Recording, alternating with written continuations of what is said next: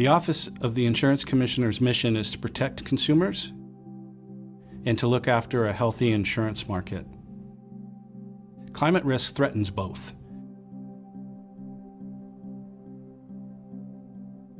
In Washington State, fire is a very major factor.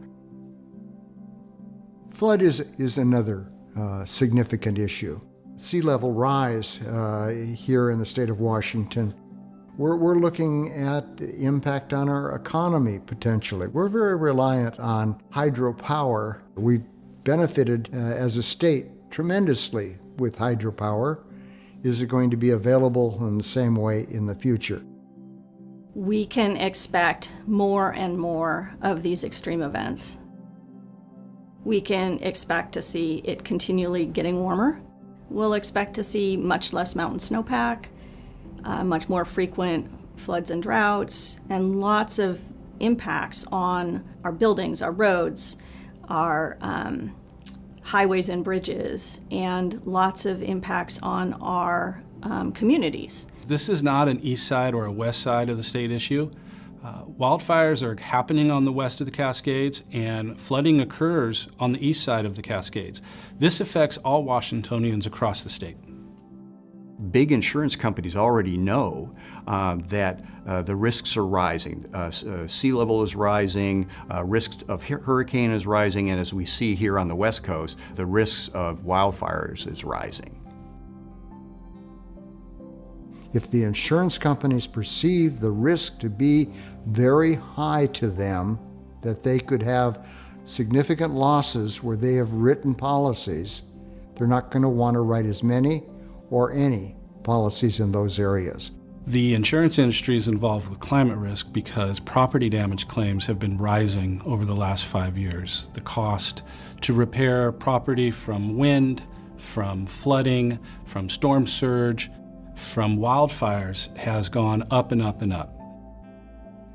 Once consumers, insurance policyholders, all of a sudden start to realize that they can no longer afford their policy, that a $500 policy has gone to $3,000 per year. All of a sudden, when that strikes home to them, they're going to start to say, I can't afford this any longer, and I'm going to look for another insurance company. But if all of the insurance companies are acting the same way, you don't have even choices at this point. Some companies have pulled out of markets. Other companies have raised their rates considerably higher. So at that point, you become very vulnerable. The insurance buying public wants to know that insurance is going to be available and affordable to them when they need it. And that's the role of the insurance regulator. We want to make sure that there's an active market out there, so there's competition among insurance companies, and we want to make sure not only that it's available, but it's affordable.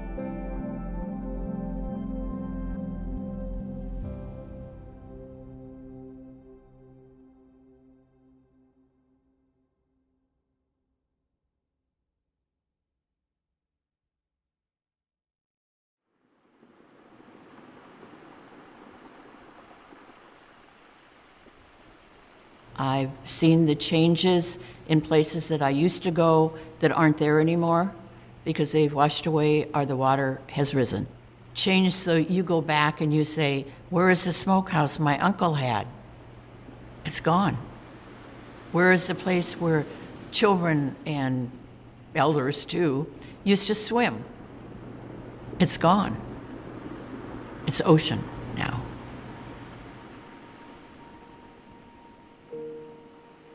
What can we do to impact what's happening? We recognize that negative impacts are occurring. They're going to occur more frequently. They're going to be more devastating. They're going to have a deeper impact on us and our lives in the future. What can we do to impact that? The most important things I think that individuals can do to make a difference on climate change, the first one is really simple. It's talk about it. Most people don't talk about it. And I mean talk about it with your friends. I mean talk about it with your colleagues. I mean talk about it with your communities, in your church. I mean talk about it with the politicians you elect. I mean talk about it with your city council. Everywhere I go, people are really worried about this, but they're not really talking about it. So It's hard to deal with something if we're not talking about it. I think people should become involved with groups that are doing things and listen. Even if you don't believe in something, go listen, find out what's happening. What can I do? What can I do personally in my own house to make a difference? What can I do in my own community? What can I do in my own county or my own reservation to make some changes? We need to speak up about what's happening, that it's real. The way I talk about it with people is really beginning by understanding what it is that they care about. Are they in the public health field or are they in medicine? Well, then they're really interested in keeping people healthy and they're really aware of health risks. And I ask them if they've considered this one, the impact of heat and wildfire smoke inhalation on communities. And is there a way that the public health or the medical community could help with that? And what resources do they need from elected officials? Should the city be thinking about that? That's a way to bring it home to something that affects me, my community, and maybe even what I care about professionally, right? Some people really enjoy skiing. Well, climate change means less snow. It's hard to get around that one. And so if that's really important to you and a priority, then that's something to talk about. What are you doing to protect our winters?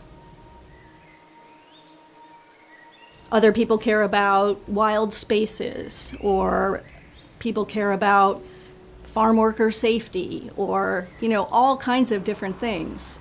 Indoor air quality in low-income communities. All of those things have a climate thread. When climate changes, it pulls on all of those things and will make things more difficult if we're not thinking about it now. So it's really about recognizing that almost everything we care about locally will be touched by climate change. And then asking elected officials, what are you doing to ensure that these things that we value, we care about, or that we're trying to achieve, we can do as the climate changes. Regardless of a legislator's opinion on climate, whether they're somebody that says, yes, climate change is a real problem, or maybe they say there are other issues I consider to be more important, I think what you really want to do, regardless of what individual you're talking to, is drive it home that it matters to you, to future generations, that you want to make sure that our policymakers, regardless of whether they're a Republican or a Democrat or a Libertarian, Green Party, whoever you are, that you're focused on dealing with this issue, making changes. That's what you want to do.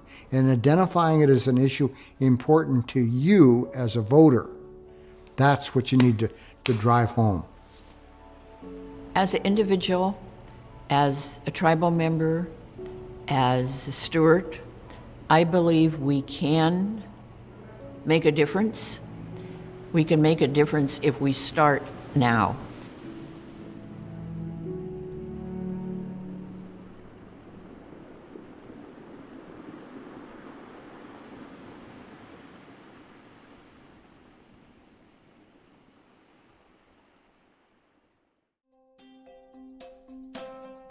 Good morning. On behalf of the Washington State Insurance Commissioner Mike Kreidler, I'd like to welcome you to Climate Summit 2021. After today's event, all speaker presentations will be posted to the Office of Insurance Commissioner's YouTube channel. Washington State and its public and private institutions are leaders on climate change, including the areas of research, business best practices, policy, and regulation. Today during Climate Summit 2021, you'll have the opportunity to hear from our experts in these three key areas: climate change science, private sector best practices, and the insurance and climate change nexus. Our goal is to focus our discussions on what we can do to mitigate and adapt. I'm pleased to introduce our host, Commissioner Mike Kreidler. Commissioner Kreidler is the longest-serving insurance commissioner in the nation. He led the National Association of Insurance Commissioners Climate Risk and Resilience Work Group starting in 2007 and led the charge for insurers to disclose how they're preparing for the potential risks associated with climate change. Commissioner Kreidler joined the Paris Pledge for Action in 2015 and the United Nations Environment Sustainable Insurance Forum in 2016 to bring international awareness to the issue of climate risk and insurance. Welcome, Commissioner Kreidler. Welcome to Climate Summit 2021. We have assembled a group of outstanding speakers for you today. You will hear from climate leaders representing private and public sectors, academia, and insurance industry. Each of these leaders is taking up the mantle to lead the way on mitigating risks posed by climate change. I want to give special thanks to our keynote speakers, Washington State Governor Jay Inslee and IDF Secretary General Ekweswehi Ihayen. Governor Inslee will talk about the ways Washington State is leading the way to mitigate climate change. Secretary General will discuss international efforts to address insurance protection gap. We will also hear from Rob Johnson with the Climate Pledge Arena about building the world's most sustainable arena. The arena and Seattle's new NHL team, the Kraken, will make their debut this month. This year, we partnered with our state school superintendents to raise awareness of climate impacts for our high school students by sharing the summit with them. Thank you for joining us for Climate Summit 2021, and let's get started. I am honored to welcome. Thank you, Commissioner Kreidler. Next, Washington State's first Indigenous Poet Laureate Rena Priest is here to welcome our audience to today's event. Ms. Priest will recite two of her powerful poems about Washington State's beloved sea creatures as she sets the stage for Climate Summit 2021. Welcome, Ms. Priest. Egspachil, o helix and quinus natachalatia caius, sa hueltana snat chochlamisen. I'm very pleased to welcome you all to the 2021 Annual Climate Summit. To open up today's events, I'll share two poems, one about keystone species, our salmon, the salmon of the Salish Sea, and one about an indicator species, southern resident orcas. So the first one is called Songs on the Salmon Scale. Both of these poems are written in pantoum form, and you'll hear repeating lines throughout. So, Songs on the Salmon Scale.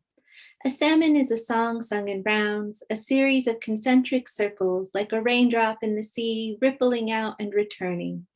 A series of concentric circles, a chorus and a verse, rippling out and returning in a shining body of treasure. A chorus and a verse, a hero home from adventure in a shining body of treasure bearing gifts from the deep. A hero home from adventure like a raindrop on the sea bearing gifts from the deep. A salmon is a song sung in rounds. And the partner poem about orcas is called Silence from the Deep. How do we mistake desolation for peace? When orcas no longer sing, will we grieve? Waves say hush along the beach. Under the waves, there is no reprieve. When orcas no longer sing, will we grieve? Each generation dwindles in number. Under the waves, there is no reprieve from human noise, pollution, hunger. Each generation dwindles in number. The world is a mirror of our hearts. Look away from human noise, pollution, hunger. Everything is endangered or going extinct. The world is a mirror of our hearts. Look away so as not to see how under the waves everything is endangered or going extinct. When orcas no longer sing, will we see how under the waves that say hush along the beach. When orcas no longer sing, will we see how we mistook desolation for peace? Thank you, Ms. Priest. Joining us now is the Governor of Washington State, Jay Inslee.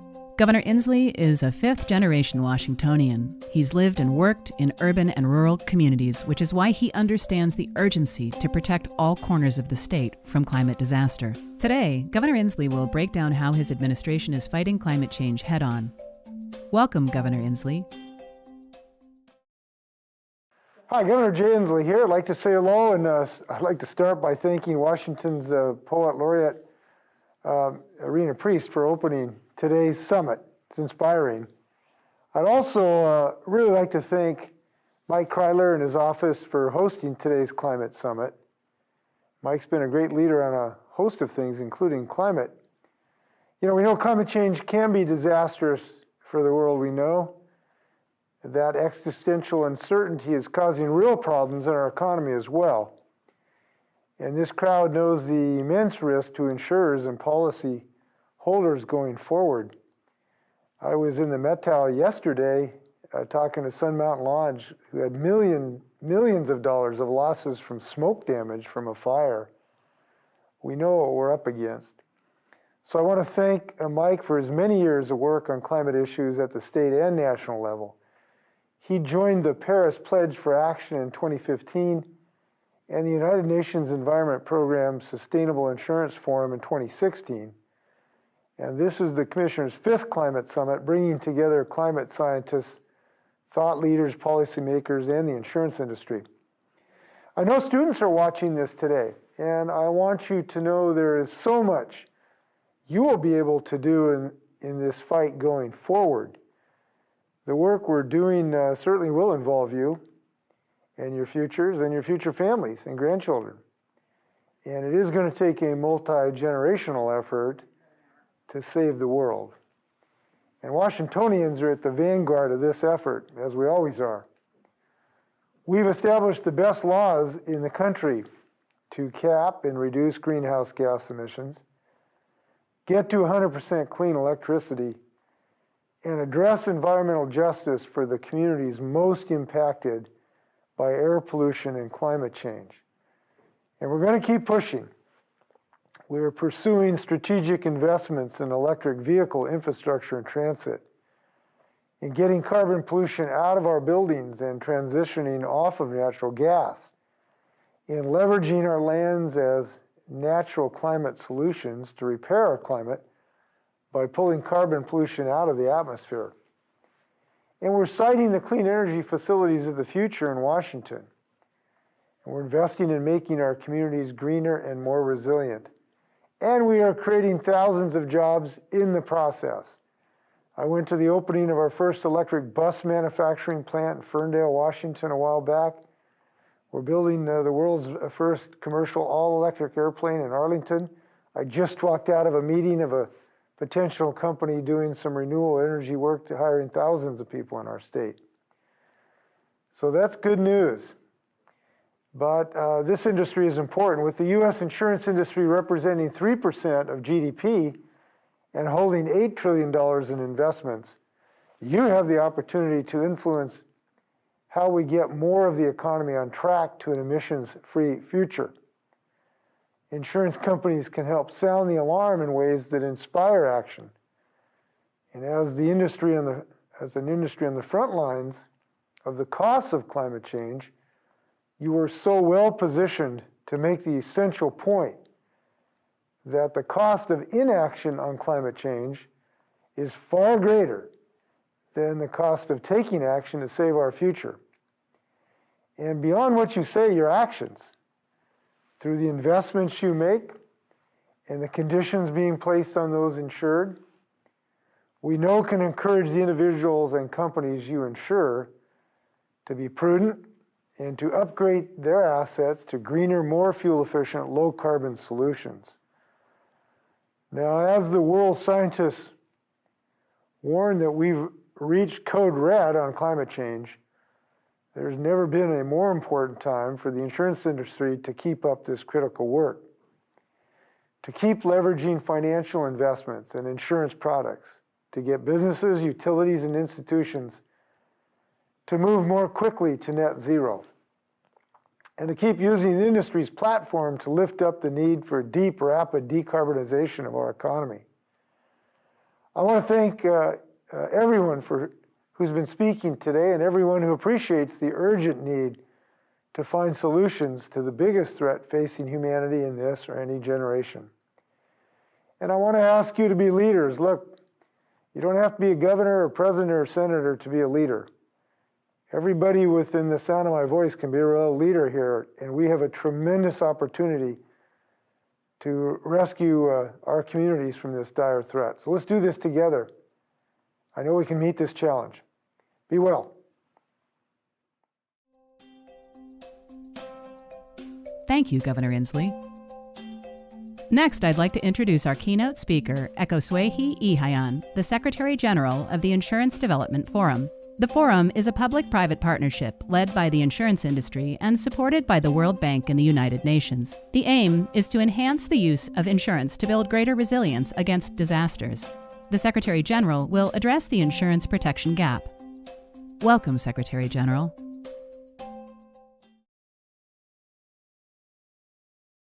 Okay, well, thank you very much, Commissioner Kreidler, for the invitation to be part of the 2021 Climate Summit. It's certainly a pleasure to be here this afternoon for this event.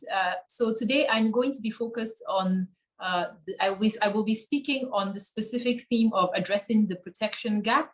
And I will use the time to focus on four main things. The first being share a little bit of information with you on the Insurance Development Forum and its purpose. Secondly, I will then offer a few reflections on the protection gap and why it's so relevant at this time, particularly given what we are seeing across the world with disasters and also the recent release of the IPCC report.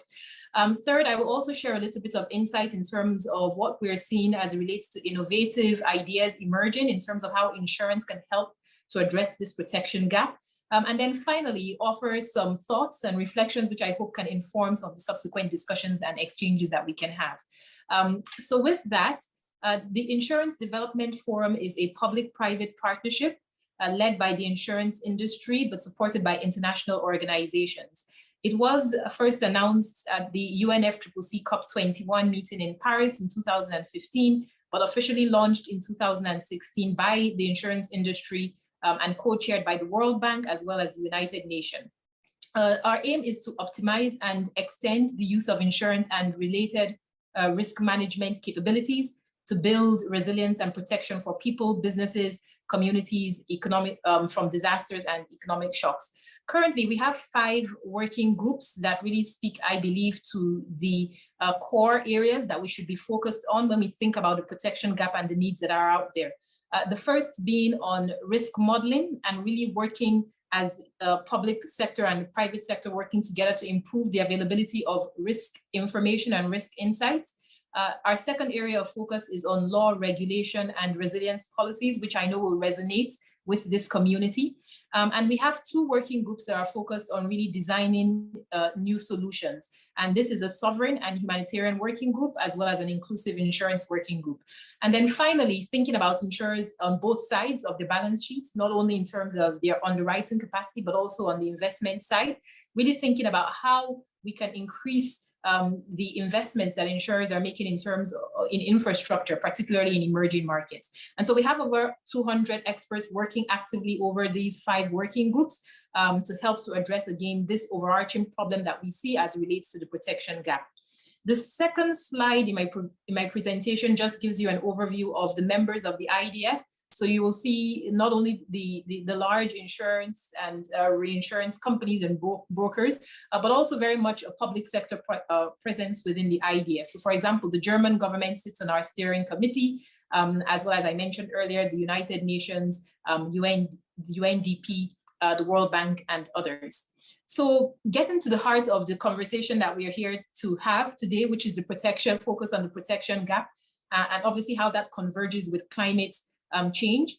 I think that most of us are very well familiar with some of the big figures that are often referenced when we think about a protection gap. And in this slide, you see the figure of 162.5 billion. And this is an assessment from Lloyd's of the size of the global insurance protection gap in emerging economies. This also sits against the backdrop where we have 1%, just 1%, of natural disaster losses in developing countries between the period of 1980 to 2004 being insured. And this is quite a stark difference when you compare it to most developed markets, where we're talking about usually losses you have 30% being covered by insurance. And again, another important, I think, element of the work that we do and a reflection on this theme is that a lot of the losses that we are seeing in terms of climate and disasters, most of that is simply not insured in many developing countries. So the protection gap, when we think about it, is an issue in developing countries, but I think that, again, it's also an issue that we see in many developed countries as well. And what is particularly concerning is the fact that oftentimes those people who actually need the most protection are often the ones who are not able to access insurance. And so for us, this, I think, is one of the pressing issues that we need to really reflect on when we think about the impacts of climate change, but also how our world has sought to deal with the impact of COVID-19. The next slide is just to give you a little bit more context when we think about the protection gap and the absence, I would say, of insurance in many of these communities and the context within which that occurs. So for many developing countries, when you do have a disaster, there is usually a need for some kind of humanitarian financing support. And that's some financing from international donors to help to support response and recovery efforts. But the challenge that we see is that the humanitarian or the global humanitarian system is actually significantly underfunded. So what that means is that when you do have these disasters, the system is quite, I think, difficult to mobilize the resources that are actually needed for those communities that have been impacted. So oftentimes what happens is that individuals, poor people have to absorb these shocks. So it means quite a significant impact in terms of loss of lives, but also loss of livelihoods. And so what we essentially have is a situation where there is a mismatch between the commitment to protect and actually the availability of financing to support interventions. There was a study which was done recently by the Center for Disaster Protection. And one of the most revealing elements of that study was that just 2% of global funding was planned and arranged in advance in terms of the COVID-19 response. So I think that really sheds quite a remarkable light on the kinds of deficiencies that we are seeing when we think about the availability of ex-ante instruments to support governments, people who have to deal with these shocks on an increasingly more regular basis.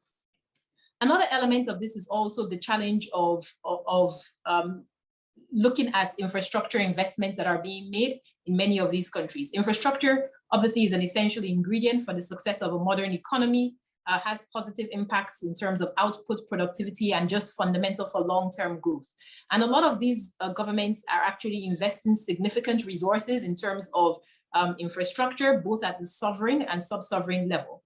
But what we are also seeing is that there is an increasing need to think about how are we actually protecting these investments that we are making in terms of infrastructure, because they're so critical for our long-term development objectives. And this is particularly challenging because whilst they're making these investments, there are also significant threats when we think about disasters that could occur and the rollbacks that actually would be incurred as a result of damage to critical infrastructural investments. So this for us is actually quite a big issue when we start to engage many of our governments around the question of the protection gap, and looking at the investments that they're making in infrastructure and the need for a greater resilience and protection for those investments. So in thinking about this problem, what is clear is that insurance has an important role to play. But it is not only about insurance, it's also about the broader risk management solutions that are actually needed. But insurance can actually be quite an important contributor in terms of helping to address or bring to the fore the solutions that are required. Because when we think about it, there is a need for better information, a need to improve availability of information and understanding of the risks that governments or people and communities, businesses, etc., actually face. And this is so fundamental and germane to the insurance industry. And so there's an opportunity there for industry and basic fundamentals that exist within the industry to bring greater transparency to these risks. Another area that I think is quite important that insurance can play a critical role when we think about the protection gap is also in driving prevention and risk reduction. when we have a better understanding of what the risks are, there's also an opportunity to have more robust conversations around the investments that we're making in risk reduction and risk mitigation activities. And similarly for disaster response and how we structure that. And then fundamentally, there's also the value of insurance in terms of just making financing available to people once they have been affected by a disaster. So there are a multiplicity of fronts in which the value proposition of insurance can really be, or is especially relevant at this time when we think about climate and some of the more complex risks that are emerging. And so what we're seeing on the global front is actually the issue of the protection gap, but also the role of insurance really rising on the global agenda, and the global climate agenda, and just the global development agenda. And so one of the things that has been quite interesting over the past year that has emerged is, for example, the G7 earlier this year in their communique made very specific reference again to the need to increase the availability of ex-ante financing. And as part of that, to actually have a more proactive exploration in terms of how do we increase the availability of insurance protection, particularly for those who are who need it the most. And so I think that that was quite an incredible development when you think about the G7 communique releasing such a statement. In addition to that, we also have seen the vulnerable group of 20 countries. These are a collective of the most vulnerable countries in the world, releasing a communique again in July, which spoke very clearly to the protection gap and the need to really start to work more proactively with industry, public and private sector to improve the availability of risk and resilience information, but fundamentally to start to develop new solutions that are needed. And then finally, we also have the emergence of the Insure Resilience Global Partnership, which is a partnership between the V20, the G7, and the G20 countries, really focused on extending and making available insurance coverage and risk management solutions to 500 million people by 2025. So I think that that gives a clear steer in terms of the importance of this conversation at this time, given what governments are having to contend with. At the same time, we're also seeing quite a bit of innovation in this space. Right now, there's been, I think, quite interesting developments in terms of risk pools, leveraging parametric insurance solutions, for example, in the Caribbean, where you have the Caribbean Catastrophe Risk Insurance Facility, where you have governments pooling their risk into a single portfolio to access insurance markets at more competitive rates, and also leveraging the parametric insurance models. Similar things in Africa with the drought risk pool in the Pacific region. And then also at a national level, many governments really begin to explore this question of parametric insurance, risk pooling kind of solutions, and just insurance generally in terms of deepening resilience. So I hope that these examples provide some steer in terms of the conversations that we can have about what does that mean in the context of more developed economies, the United States, and what are the opportunities to do more on that front. And finally, I would say that I often like to frame this issue of the protection gap and what we need to do, and the need for better and more public-private collaboration between the insurance industry and the public sector as really the opportunity to build more effective risk management systems and also protection systems to deal with the kinds of risks that we have to contend with. And for me, this is actually quite an important challenge for us as a global community, for us as national actors to think about what is required. Because when we think about climate change, it's a global challenge. It presents new risks, complex and interconnected risks. There is a demand for risk management services. There is a demand for the kinds of solutions that insurers can bring to bear. But at the same time, there's also a need to think about the innovation that is probably also required, because for the kinds of risks that we're seeing, it often will require, I think, more robust conversations between the public sector and the industry to design solutions that are appropriate. I think it also warrants some reflection in terms of how do we ensure appropriate regulation to deal with the kinds of products that we are seeing emerging? How do we leverage technology effectively to drive the solutions that are needed for the future? So in concluding, I will just say that one of the big things that I think is going to emerge, or is already emerging, is the need for greater and better partnerships and coalitions that can help us to focus on what the problems are, to bring transparency to these risks, but to also drive the kinds of solutions that are needed that really add value to the broader public financial management processes, but also the individuals, particularly those who are most vulnerable, can provide them with the solutions that are needed. So I will conclude by just saying you can find more on the work of the IDF on our website, which is on this slide. But also we have a number of publications that we have released speaking to a variety of themes which are related to the protection gap. Some of these include a practical guide to insuring public assets, to another publication that's focused on the development impact of risk analytics. And I hope that this also provides, hopefully, more information, food for thought, as we think about the kinds of solutions that are needed when we reflect on climate change and the world that we are faced with, but obviously might have to contend with if we are not able to keep to 1.5 degrees. So I'll stop here, and just again to say thank you, Commissioner Kreidler and the team, for the invitation to really be part of this session today, and I'm really looking forward to the conversations.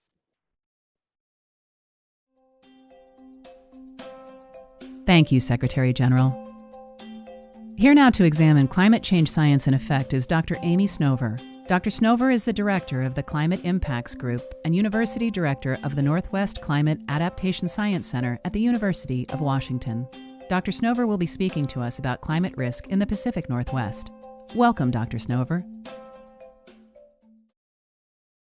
Hi, I'm Amy Snover, Director of the Climate Impacts Group at the University of Washington, and I'm honored to have the opportunity to share with you some of the latest science around climate risk in the Northwest. I want to begin by thanking the Commissioner for the opportunity to speak at this event, and in particular, to thank all of you in the audience who are making time in your busy lives to pay attention to this really important and urgent issue of climate change.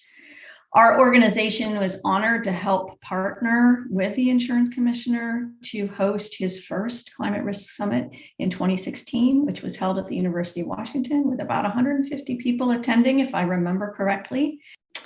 I'd like to begin by introducing organizations I direct so that folks know what kinds of resources we have available in the Northwest for addressing climate impacts and climate resilience.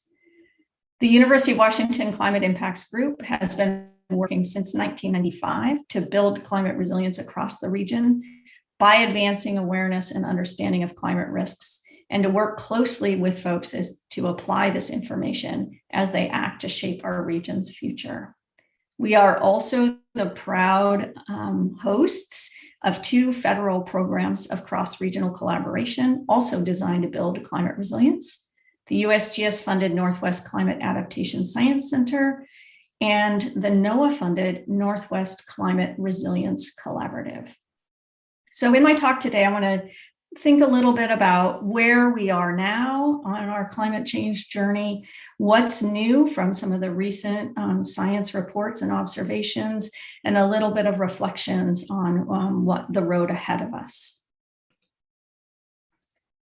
Because of centuries of greenhouse gas emissions and emission rates that are accelerating over time, we're living in a world that's committed to significant climate change, disruption, loss, and damage.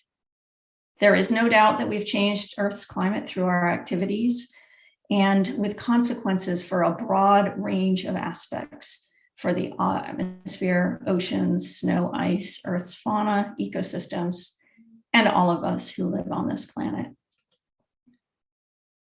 We're on track to emit enough greenhouse gases to dangerously interfere with the Earth's climate system by the 2030s. We've already caused a little over 1 degree Celsius, or around 2 degrees Fahrenheit of warming, and we're on track to exceed the internationally agreed warming thresholds of 1.5 and 2 degrees Celsius if we don't get off the track we're on. Current estimates are for the end of the century, if we continue emitting serious amounts of greenhouse gases, to experience from 1 to 5.7 degrees Celsius, or roughly 2 to 10 degrees Fahrenheit of global warming. The really important thing to realize is that we will keep causing more warming until we reduce the global net amount of greenhouse gases that we emit each year. to zero. Put more simply, until we stop emitting greenhouse gases, we will keep causing more warming and more warming and more warming. And so therefore, stabilizing temperatures at any level requires us to reduce emissions to net zero. We know a lot about the consequences of the warming that we've already caused and the warming that's to come if we don't reduce emissions now. And they're serious. And that's what I want to spend most of the rest of the talk talking about. So the science on key hazards and consequences of climate change in the world and in the Northwest has been clear for dozens of years. I've been working in this field since the mid-90s, have been given some version of this talk since then.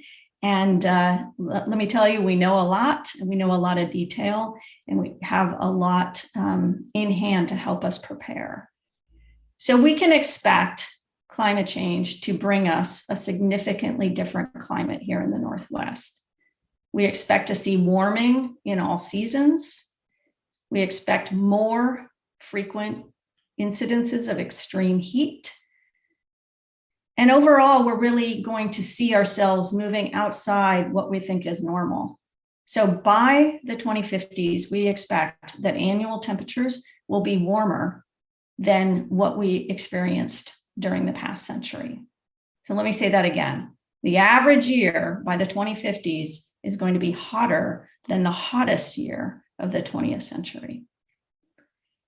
We also expect changes in precipitation, where summers are likely to be drier and falls, winter, and spring are likely to be wetter. We also expect that heavy rain events will become heavier. So for example, the top 1% of our heavy rain events would be 20 or so % more intense late this century.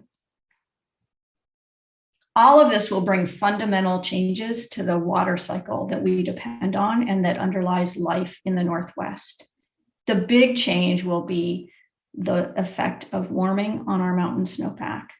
We know we depend on that snowpack for transferring water from the wet season of the winter to the dry season of the summer, holding that water for people and farms and fish to release it when we need it. The challenge is that warming will reduce the snowpack.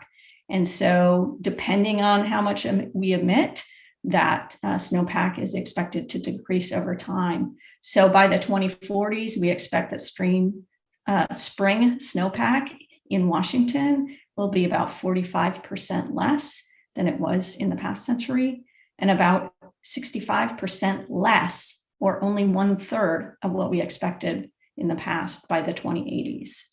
Of course, individual years could be slightly better than that, and also slightly worse because of natural variability, which will also continue to layer on top of climate change.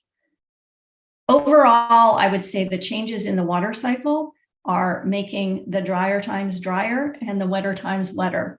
Or another way of putting it is more water when we don't need it. So increasing risk of floods, larger floods, less water when we do need it, increasing risk of drought, lower stream flows in the summer. We also expect more changes, significant changes in many of the Northwest forests. The National Climate Assessment a couple times ago, the third National Climate Assessment, identified changes, the combined impacts of forest fire, insects, and drought, combining to significantly stress and alter many of our forest ecosystems. Wildfire is on a lot of people's mind, and we expect to see the area burned by wildfire triple in the Columbia River Basin by the 2040s compared to what it was in the 20th century. And we also expect to see quite a few more very high fire danger days. So on average for Washington and Oregon by the 2050s, we'd see 50% more very high fire danger days. Sea level rise has already been observed and is expected to accelerate both globally and right here in the Northwest. So looking at the most recent projections for sea level rise in Washington state for the end of this century compared to the beginning, We expect that sea level will rise at Friday Harbor at around 2 feet, with a range of possibility of 90% chance of 1 to 3.5 feet. Tacoma is about the same, an increase of 2.5 feet. Could be a little less or a little more, depending on the confidence with which you'd like me to tell you that number. All of these things combine in the coastal area to increase risks of inundation, flooding, erosion. All of these changes that I've mentioned also compound to stress our ecosystems, fish, wildlife, habitat, our communities and social systems, and cause a variety of economic costs.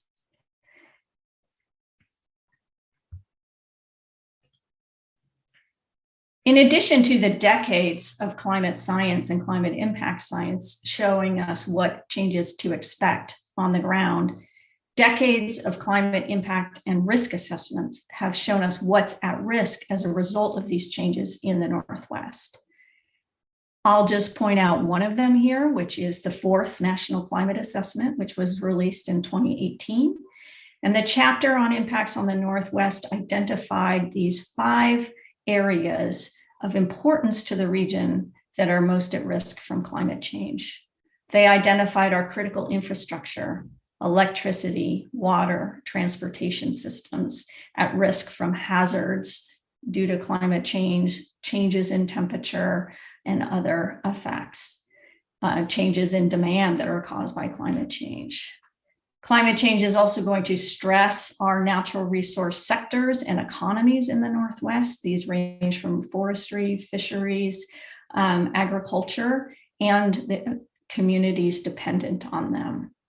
Climate change will alter our natural and cultural heritage that underlies so much of what people value and experience here in the Northwest, whether it be tribal values of species or places, or recreational values of hunting and fishing. All of these will be stressed and altered by climate change. I think in this time right now, we all know how stressed our health system is, and climate change will bring increasing stresses through direct impacts on folks, through like heat and floods and other physical hazards, to changes in disease and other impacts from that manifest for people in a variety of different ways. And then really importantly, the climate assessment pointed out the vulnerability of our frontline communities. And in particular in the Northwest, they identified tribes and indigenous peoples, natural resource dependent communities, and economically disadvantaged as on the front lines of climate change. So if you look across the sort of whirlwind tour I just gave of what we've known now for decades, the science, and then I'll talk a little bit more in the future about recent experience, but both of these are clear. Climate change will push on our sore spots, challenging our crucial aspects of Northwest life, economies, and communities, and come on the top of challenges and stress all of those places are currently experiencing. The Intergovernmental Panel on Climate Change released the 6th assessment report of the physical science of climate change. This release had the strongest statement yet about human influence on the climate, stating that human influence on the climate system is now an established fact. This reflects decades of science and assessments, studying how the climate system works, collecting more and more observations about changes around the planet, and basically watching the climate warm as human influence becomes stronger and stronger. So there is no doubt that we have warmed the atmosphere, ocean, and land, and that we're seeing the consequences now in numerous ways all around the planet. So people ask, what's new? What's new about this report? And what I would say is that in some regards, it's not new, because it's affirming and strengthening previous statements. On the other hand, that's very new because what it is doing is showing us how the evidence is accumulating to enable us to be more strong about what we say. So CO2 concentrations in the atmosphere are now at their highest in at least 800,000 years. It's warmed over 1 degree Celsius, almost 2 degrees Fahrenheit, since pre-industrial times. And these changes in Earth's climate have happened everywhere on the globe and are unprecedented in human history. Humans have caused more rain to fall on Earth. Major atmospheric features like mid-latitude storms and the jet stream to move. We've caused glaciers to melt, sea ice to decrease, snow cover across the globe to decrease. We've caused oceans to warm, acidify, and lose oxygen, and sea level to rise. We've caused weather disruptions, meaning that we have changed what it is we should expect in terms of extreme weather events, where heat waves and extremely hot days have become more frequent and intense, and cold extremes have become more rare. We've started to see marine heat waves, which we've caused, which are regions of hot sea temperatures that have become twice as frequent since the 1980s. So climate change is already affecting every inhabited region across the globe. There's more specificity and confidence in the information that's provided in the IPCC and in the information we have available locally. We know that more greenhouse gas emissions will result in more warming. We know that every bit of additional warming brings bigger impacts. And we know that the total amount of warming and total impacts depend on how much we emit. The IPCC is being clearer, more explicit about warnings and more directly expressing urgency. They tell us that the land and ocean's ability to slow climate change by absorbing the CO2 from our emissions is diminishing. They tell us that many changes in our climate are irreversible for centuries to millennia. So even if we stop emitting today, we will see further global warming at rates that depend on how much we emit in the future. In other words, the Earth's climate hasn't quite caught up with all our emissions yet. And they are also very explicit in telling us that the changing climate means we can't base our decisions on what we've experienced in the past. But we have to take into account the scientific calculations for the future because greenhouse gases stay in the atmosphere for a long time and we haven't stopped emitting them yet. I want to talk now, turn from this conversation mostly about the global science and the global report to give a sense of what's new in our knowledge in the Northwest. And again, I'm really going to focus on the increased specificity of our understanding of what to expect, where, and when, and also talk a little bit about the direct experience we're seeing of relevant consequences. So I'm going to begin with an example about fire risk. We're increasingly understanding how climate change increases the risk of wildfire in the Northwest, and also how that risk differs in different kinds of environments across the Northwest. So in dry forests of central or eastern Washington, for example, fire typically has been frequent, small, kind of low severity, doesn't kill all the trees, although some of those features have changed as a result of fire suppression. But fire tends to be caused by dry conditions, which are worsened by climate change. And we're seeing some of those worsen with the major fires we're seeing across the Northwest. But there's also good science about how to manage these fires or how to alleviate the risk of these fires by prescribed burning and thinning. This is very different from what science is showing about climate impacts on fire risk west of the Cascades. In our large, wet forests west of the Cascades, we know that fire risk is driven by different features, that it's driven by dry conditions, ignition, and large east winds. We also know that prescribed burning and thinning is not sufficient, is not actually appropriate for managing this fire risk. And instead, we need to focus on prevention and preparation. So this is just an example of how we're understanding more and more what the local impacts are going to be, how they differ in different places across the region, and how appropriate preparation or response also differs. So this is the kind of information we need to embed in our local risk assessments and planning and decision making. Another component of what to expect isn't just what the climate's going to do, but who's at risk and where and why. And so we're having increasing awareness in the context of fire of people exposed because they live in the wildland urban interface. In Washington, about 35% of the housing units are in the WUI.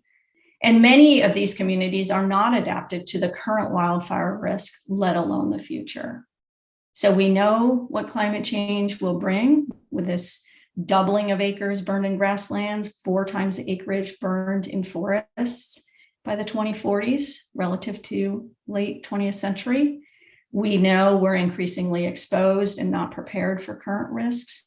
And we're watching fires unfold across the landscape and show us the consequences of that preparedness or lack thereof. We're also having the opportunity to learn from that and see what kinds of treatments work and how communities can come together to increase their resilience and preparedness.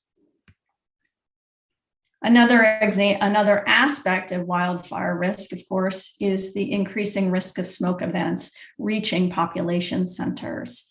They've always been a hazard that's folks primarily in the drier parts of our region have experienced, but we've seen these more and more affecting larger populations in urban centers. We're having better understanding of the public health hazards associated with this and the need to increase support for coping options.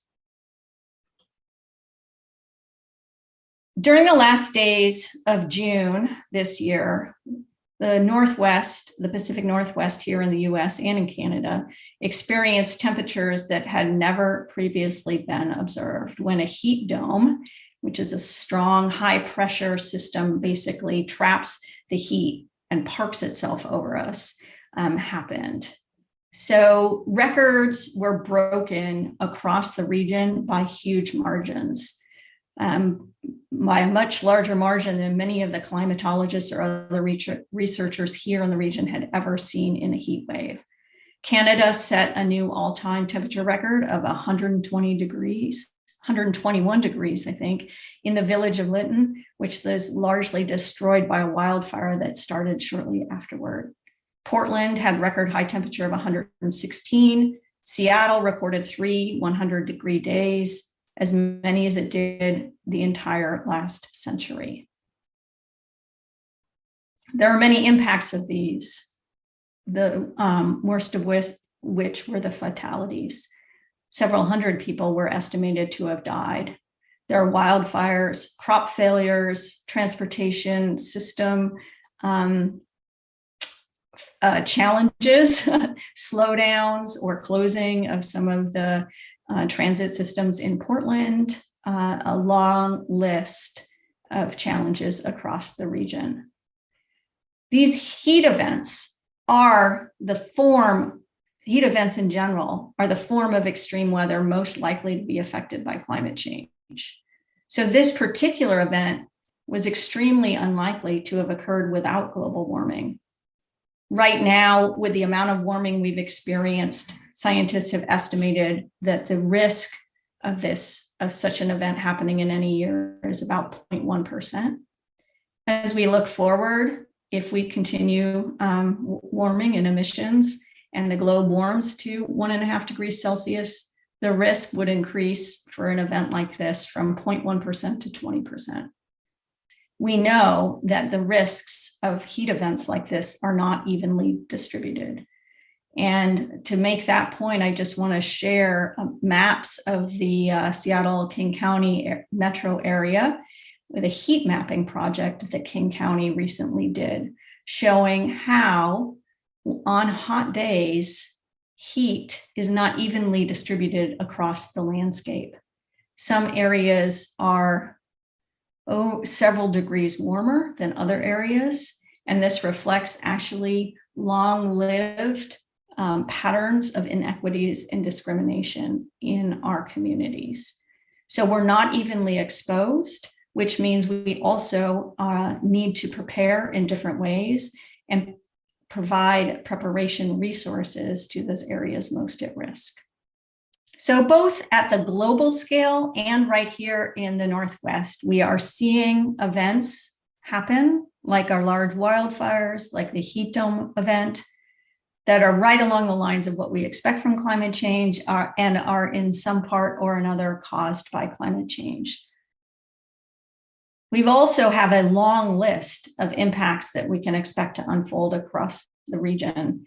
And building climate resilience means assessing the risks posed to everything we care about and working to reduce those risks. So I just want to spend a couple minutes talking about some of the resources that are available to support that kind of risk assessment, looking at a local scale about how the climate will change, what the impacts will be on the landscape, so that we can look at our own systems and see what we might be able to improve. This isn't an exhaustive list, but I'm aiming to give you an example of the diversity of information that we have, because it's sometimes easy to get lost in climate change being a huge issue, and it's not easy to remember that we actually have lots of really local specific data that can support decision making. So where are we now? We have decades of science on the impacts of climate change globally, nationally, and right here in the Northwest. We have decades of work by groups like ours and by communities and governments all across the region that help us understand really what's at risk. And we're at a place where more people and organizations are taking climate change seriously than ever before.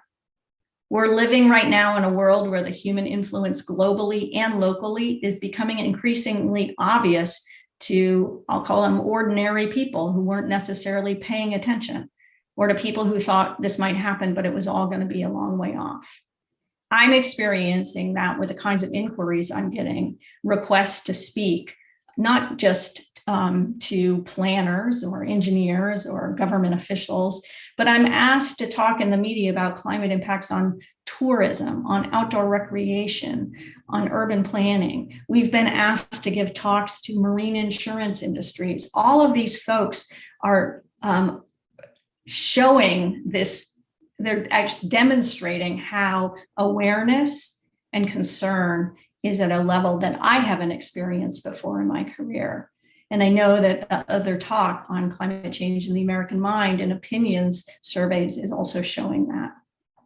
We also see climate change being taken seriously by the executive orders coming out of the Biden administration, and by many things embedded in a lot of different proposed legislation from Congress.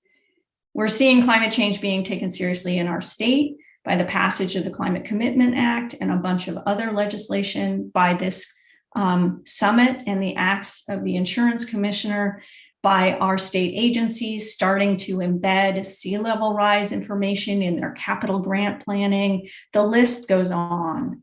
We're seeing this nationally with Moody's, the credit rating agency, signaling bond downgrade possibilities for communities that are unprepared for climate change. We're seeing more action and more concern than I've ever seen before in my career, and we haven't done enough yet. And I say this with sort of three major aspects in mind about where we really need to step up our work. First, the National Climate Assessment stated, and I think many of us have seen this written in other places as well, that the scale of adaptation implementation is incommensurate with the projected scale of climate threats. In other words, awareness is at a higher level, risk assessment and planning has happened in many places, but we haven't made that step from planning to action. Climate is embedded in everything, everywhere, but climate thinking isn't yet embedded in everything we do. It's also very clear that despite significant progress at many levels of government in our region and across the country, frontline communities are facing significant climate resilience gaps. Climate change exacerbates and exposes fundamental issues of inequity. We have differential vulnerability and differential impacts of climate risk management activities. I see often that the capacity to respond or adapt or even think about climate impacts is concentrated frequently in wealthier and more urbanized geographies. And we have important resilience gaps that remain for many frontline communities across the region and the country. Finally, we need to do more because we haven't stopped global warming yet. We know that we will exceed the internationally agreed thresholds of 1.5 and 2 degrees C of warming this century, unless we make deep reductions in CO2 and other greenhouse gas emissions. So there's more to do.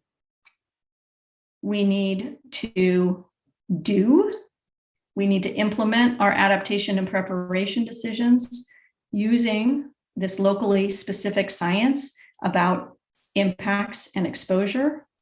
We need to attend to the resilience gaps that are facing frontline communities, and we need to reduce and eliminate emissions so that we can stop warming. Thank you very much.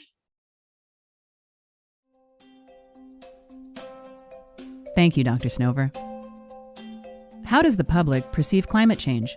Here with us today to answer that question is Dr. Anthony Leiserowitz. Dr. Leiserowitz is the director of the Yale Program on Climate Change Communication and a senior research scientist at the Yale School of the Environment.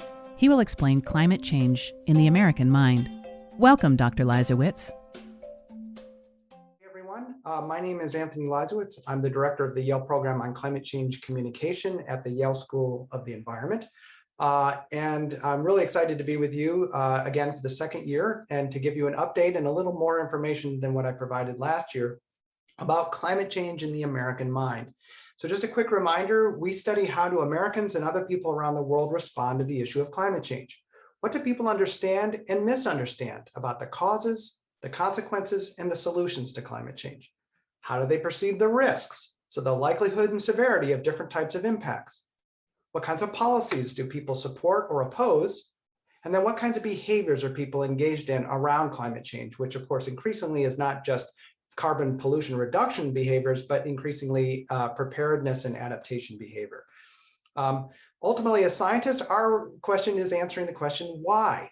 What are the underlying psychological, cultural, and political reasons why some people get really engaged with this topic, others are kind of apathetic, and some are downright dismissive and hostile, at least here in the United States.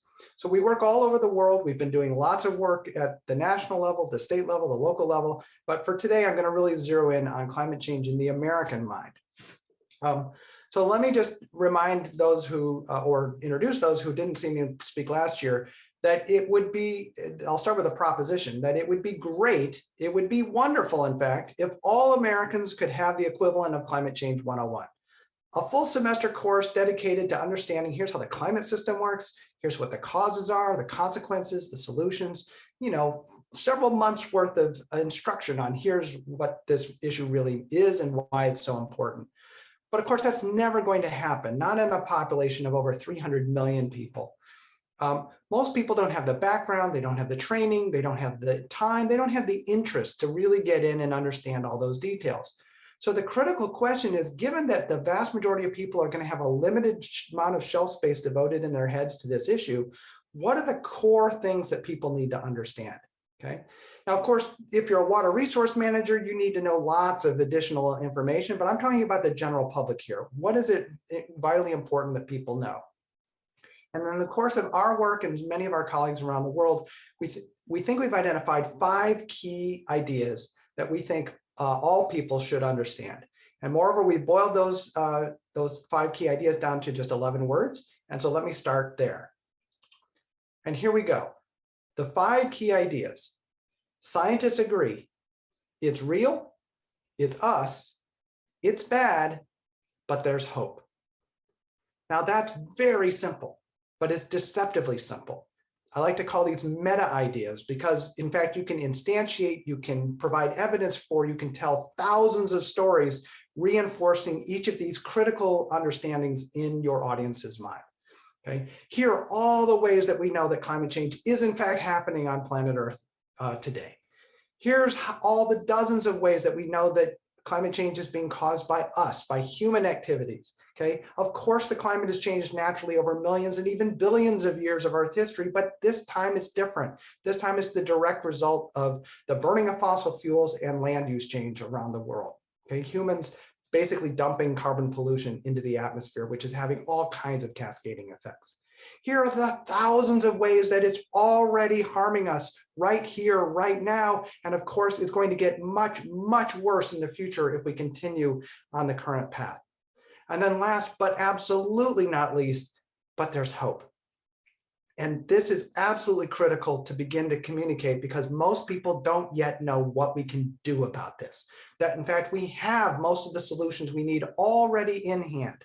But people don't know what they can do as individuals. We don't know what we can do as communities, as cities, as states, as the nation, and as the world. So it's really, really important to begin to communicate to people, not just the seriousness of the threat and the risks, which of course is exactly what the insurance industry is all about, is managing and mitigating risk, but also helping us understand how do we mitigate and manage that risk. And so again, I think the insurance community is has a particular opportunity to engage your consumers, your constituents, your audiences in understanding and responding effectively to this global crisis. So how are we doing here in the United States? So let me now begin with where Americans are on some of these key ideas. So what you're looking at now is a set of data that we've been collecting for over a dozen years. We do nationally representative surveys that we call Climate Change in the American Mind. 2 surveys every year, every fall, every spring, every fall, every spring, and we have been doing that now for over a dozen years. And what you can see here is that when we started back in the fall of 2008, American opinion was kind of at a high water mark at about 71%. That's on the left-hand side of your screen. But then we saw a 14 percentage point drop from 2008 bottoming out in 2010. Then it was slowly been working its way up, working its way back up until you can see on the far right, that's our most recent release data as of spring of 2021, that we were at 70% of Americans who understood that it was happening. And it's been right around 72, 73, 72, 70 now for over a year. Now, on the one hand, this is good news because we're finally back up to that high water mark of public understanding. This is even real. But to put that in a context, if we were in Japan, this number would be over 95%. So Americans, unfortunately, still have a ways to go to even understand that this is actually happening. Okay? And you can see here on the bottom part of the chart that 15% of Americans actually say it is not happening. And the other remainder are basically people who say they don't know. Okay? So even on the fundamental question of is this real, Americans still have a ways to go in understanding this issue. But then we look at, do they understand the causes? And here we see that, again, on the far right, 57% as of last March understood that this is mostly human caused. So that is still a lot of room for growth. And in fact, you've got 30% of the country who say that they think it's just natural. And that is a really important misunderstanding, because if in your mind this is just natural cycles, then it's something we just need to weather, we just need to get through, but eventually this will all work its way out and we don't need to actually change anything. It's only once you understand that this is the direct result of dumping gigatons, billions of tons of carbon pollution into the atmosphere for decades, that have been accumulating into the atmosphere and increasingly warming the planet as a whole with all those cascading effects, that you begin to understand how important it is that we have to take action to reduce that carbon pollution. Okay, and then we look at, do people understand that actually there's a scientific consensus on this? So multiple studies using very different techniques have all converged on the fact that it's at least 97 and probably now up to about 99% of climate scientists are convinced that climate change is happening and human caused. Not what are the impacts on the Indian monsoon going to be in the year 2080, about which there's still a lot of uncertainty, but about the fundamentals. Is this real? And is this human caused? There is no legitimate scientific debate within the scientific community at all. And so what we've seen is that people are increasingly understanding this, this basic fact. And you can see we're at a high water mark at about 57% of people who understand that, but it's only 57%. And moreover, the vast majority of Americans do not understand that that consensus is more than 9 out of 10 scientists. So even this is still a fundamental misunderstanding for many, many people in the United States. And then we look at the question of, are people worried about this? Now, this stands in for a whole bunch of measures of their assessments of the risks of climate change, and I'll show you a couple of those in a bit. But basically, you can see that worry levels have been on the rise over the past decade. And we're at about 64% of Americans who are at least somewhat worried about this issue as of March of 2021. But only 25% say that they're very worried. So why is this? Why don't Americans currently perceive this as a really serious and worrisome threat? Well, for many people, they still think of this as a distant problem. Distant in time, that the impacts won't be felt for a generation or more, and distant in space. This is about polar bears or maybe some developing countries, but not the United States, not my state, not my community, not my friends, not my family, not me. And as a result, it's psychologically distant. It just becomes one of 100 other issues that's out there. And maybe I kind of wish somebody would do something about it, but I don't see why this is important. I don't see why this is urgent. Okay, so this too remains a key fact. And again, this is right at the heart of the insurance industry, is helping people understand and appreciate the risks that we are, in fact, not just risks, the harms that we are already experiencing, and that we have to be taking action to both protect ourselves as well as reduce them over the longer term. And then, because I know this is on everyone's mind, here's what we found about Americans understanding that global warming is already affecting weather in the United States. Now note, this is from March of this year, and we found that about 6 in 10 Americans think that global warming is affecting weather in the United States, with about 31%, just under a third, who think it's already affecting our weather a lot. Now, this will be one of those measures that'll be very interesting to see how it changes in response to the 5 months since we last asked this question, which have been brutal. Okay, we have seen record-setting heat waves, wildfires, hurricanes, and of course, just a record-setting drought across the southwest part of the United States. I mean, just massive, massive impacts. I believe over a third of Americans have been directly affected by these kinds of extreme weather events. So does that begin to connect? Are people connecting those dots? I would say in our larger research, we're finding that Americans are just starting to connect the dots between climate change and these extreme weather events. So again, I think this is one of the really important opportunities of the insurance industry, because this is what you do. You help us manage and mitigate these kinds of risks, especially from things like extreme weather. Then just to take it one step further, we've also asked Americans, how prepared are you for these? And what we see is that overwhelmingly people are not. Only 4 out of 10 Americans say they even have an emergency supply kit in their home. And only 28% say that they have a disaster emergency plan that all members of their family know about. So we're just not ready. Okay, and that's not ready on a household level. And of course, what we all know is we're not ready on an infrastructure level. Our infrastructure in many cases is old and already falling apart and failing. And then you throw these record-setting extreme weather events on them, and it just can't handle it. And we've seen that story over and over and over again, unfortunately, still in real time today. Okay, so now let me turn to what we call the Yale Climate Opinion Map. So this is a tool, an interactive tool that we've made available on our website. I encourage you to come look, or just Google Yale Climate Opinion Maps and you'll easily find it. And this is our attempt to try to provide you this kind of information at the state and local levels where so many of you are actually working. Because it's great to have these national numbers, But in the end, if you're working in, let's say, Nebraska, you care about what people in Nebraska think, not necessarily what people on the coast think. So we have produced this tool that helps you understand, here's what people currently understand about climate change, how they perceive the risk, what kinds of policies they support, what kinds of behaviors are they taking, all the way down to even the county level. And so let me show you quickly what that looks like. So this first slide that I'm showing you is just at the national level. The national average of worry about climate change. And what you can see is that as of the end of 2020, 63% of Americans said that they were worried about global warming. Again, useful number, but not so useful if you're working in a particular state or a particular location. So when we then look at how that translates at the county level across the country with this next slide, you see that there's tremendous variation across the country. So the darker the red, the more people in that county are worried, and the darker blue, the less worried they are. And what you see is that there is variation across the country, that not all Americans are equally worried about this issue.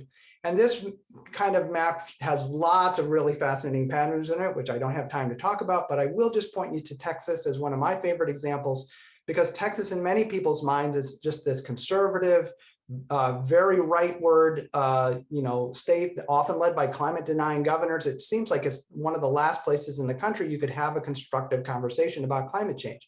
It turns out that's just not true. When you look within the state of Texas, the county level, you see a whole series of counties that I would encourage you to look at right along, say, the border with Mexico, that are more worried about climate change than most of the counties in California, liberal California.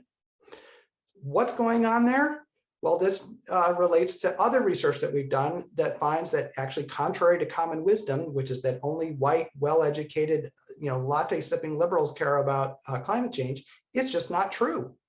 The demographic that cares the most about climate change are Latinos. And that's what you're seeing right there along the border in Texas, and of course in other critical states across the country. And this is one of the fastest demographics that's reshaping politics, culture, society across America. So it's just to say that there's tremendous things that you can learn by looking at this level. So now, just to reinforce what I was saying about this sense of distance that many people have, in this next slide, we ask people, do you think global warming will affect plants and animals? Okay.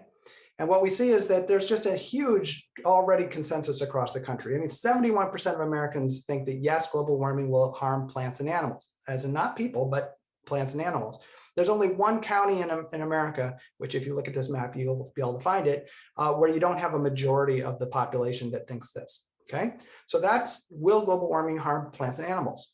But how about will it harm people in the United States? So now let's look at the next slide. And you see already that not so much, okay? The colors have shifted dramatically into the yellow and even into the blue. How about how big of a risk is it to, and how much will it harm you personally? And if you then look at the next slide, is that it suddenly becomes very, very blue.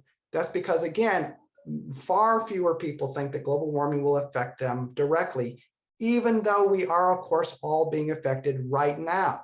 But people aren't yet connecting the dots between climate change and these extreme weather events and all the other related events that are directly related to climate change.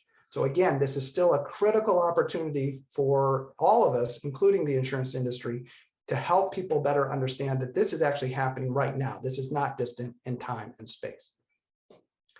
Okay, now I'm going to turn to the fact that we often talk about the public, but there is no single public on climate change, or frankly, any important issue.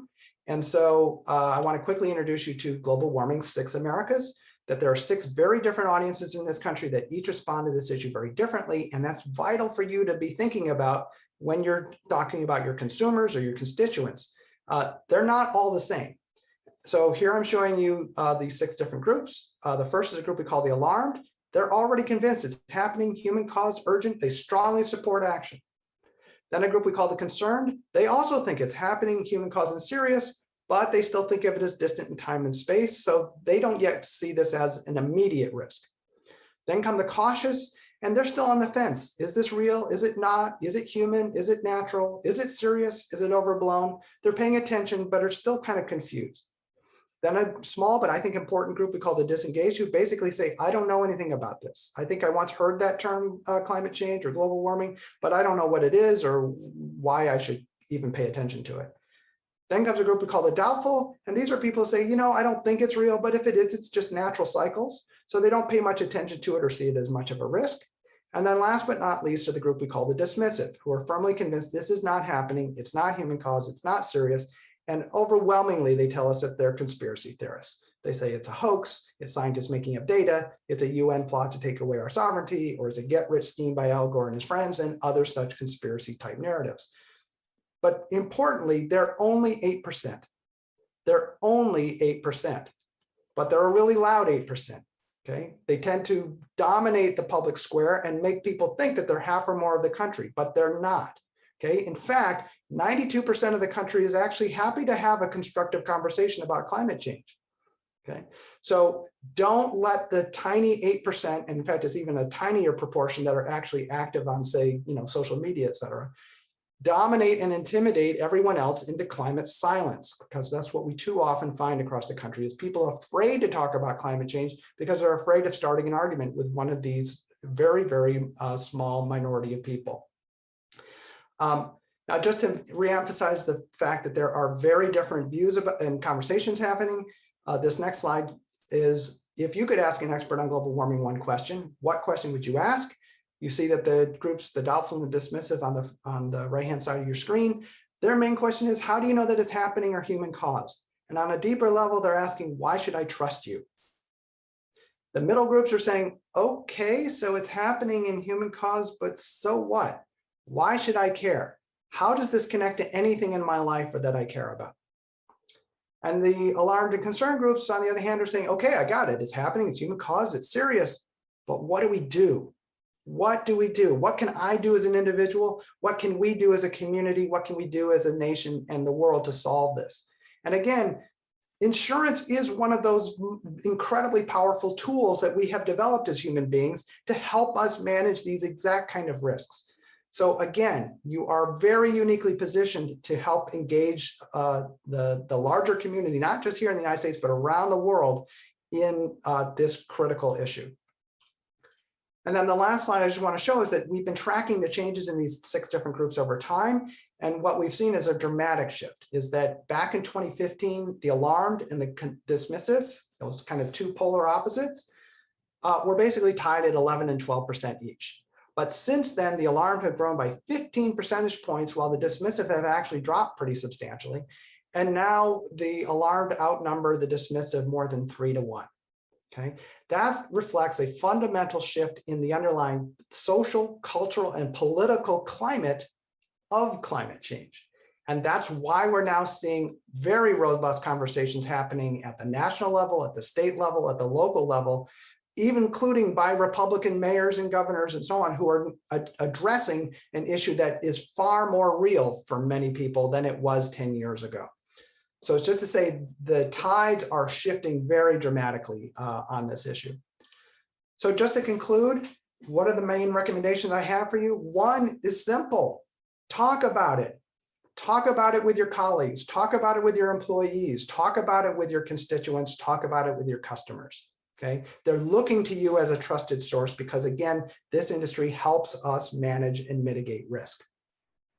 Know your audience. Who are they? And meet them where they are, not where you are.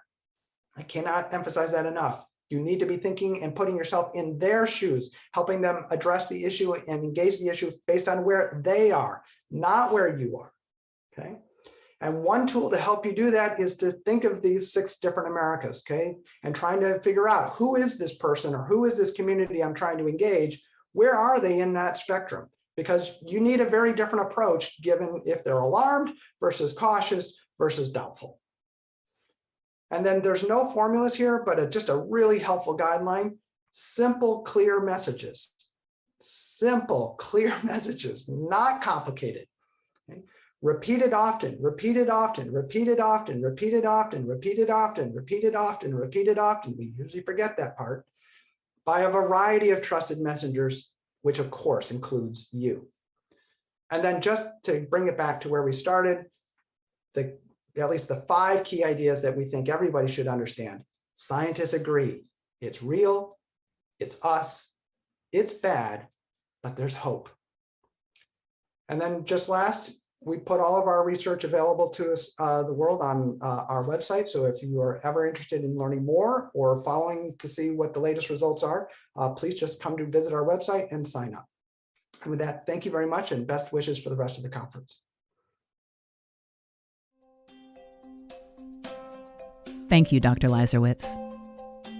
Next to discuss climate strategy best practices from both a regulatory and industry perspective is Thomas B. Leonardi. Mr. Leonardi served as the Insurance Commissioner for Connecticut, where he played a big role regulating insurers in the U.S. Then, as Executive Vice President at AIG, he helped set climate policy inside one of the world's largest insurers. Today, he sits on the board of both the Travelers Companies Incorporated and Athene Life and Annuity affiliate ACRA, where he continues to guide policy. Welcome, Mr. Leonardi. Good morning. Before I get started, I wanted to thank Commissioner Kreidler for inviting me to participate in this very important climate summit. It's an honor to be able to speak to such a large and influential audience of regulators, policymakers, business leaders, investors, academics, and climate scientists. I also want to thank everyone associated with producing this virtual event for their help and assistance. And finally, I want to mention that my comments today are my own, and that I am not here representing or speaking on behalf of any company, insurance department, or any other organization. The commissioner asked me to share my thoughts on climate and the insurance industry from both a regulatory and industry perspective. So let me start from the regulatory side and then move on to some key initiatives in the insurance sector that companies are employing in order to address the growing threat of climate-related risks. By way of background, I was appointed Connecticut's insurance commissioner in February of 2011. In the early days of my tenure, I felt like I was drinking out of the proverbial fire hose every single day. There were so many issues to deal with, and trying to figure out which were the most important and how to prioritize my efforts were somewhat overwhelming.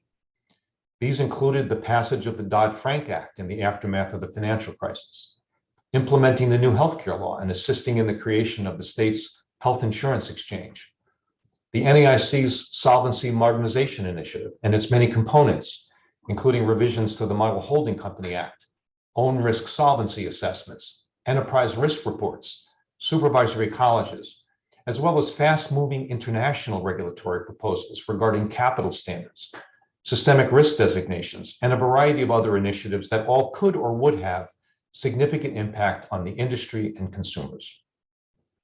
Now, you'll note that climate was not on my early list of challenges, but just a few short months after I assumed office, and in the midst of all these other challenges, 2 events occurred that put climate-related issues front and center for me.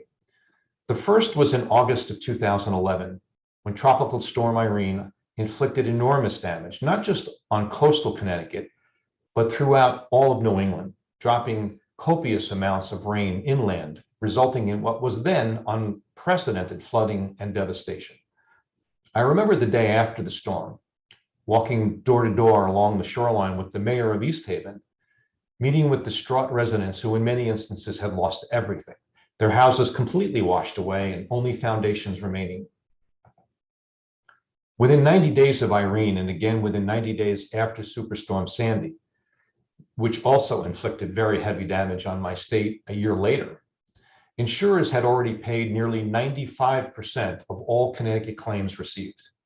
This is very significant because it allows communities to rebuild more rapidly and maximizes resiliency. A year later, I went back to East Haven with Governor Malloy, and we met with residents who were recovering from the storm, many of whom had already begun to rebuild their homes. One person who was not rebuilding, however, was an older gentleman whose house had been destroyed. He told us that he only bought homeowners insurance because his bank required it. So when he paid off the mortgage the year before, he decided he no longer needed to continue making these insurance premium payments and decided not to renew his policy. And so he had no funds to rebuild. A tragic story indeed, but it highlighted for me as a new commissioner, in no uncertain terms, the role that insurance plays in resiliency and recovery. The other event was a call I received from Commissioner Kreidler that same year. While I was in my first year as commissioner, Mike had already served for a decade, and even back then was one of the most experienced members of the NAIC.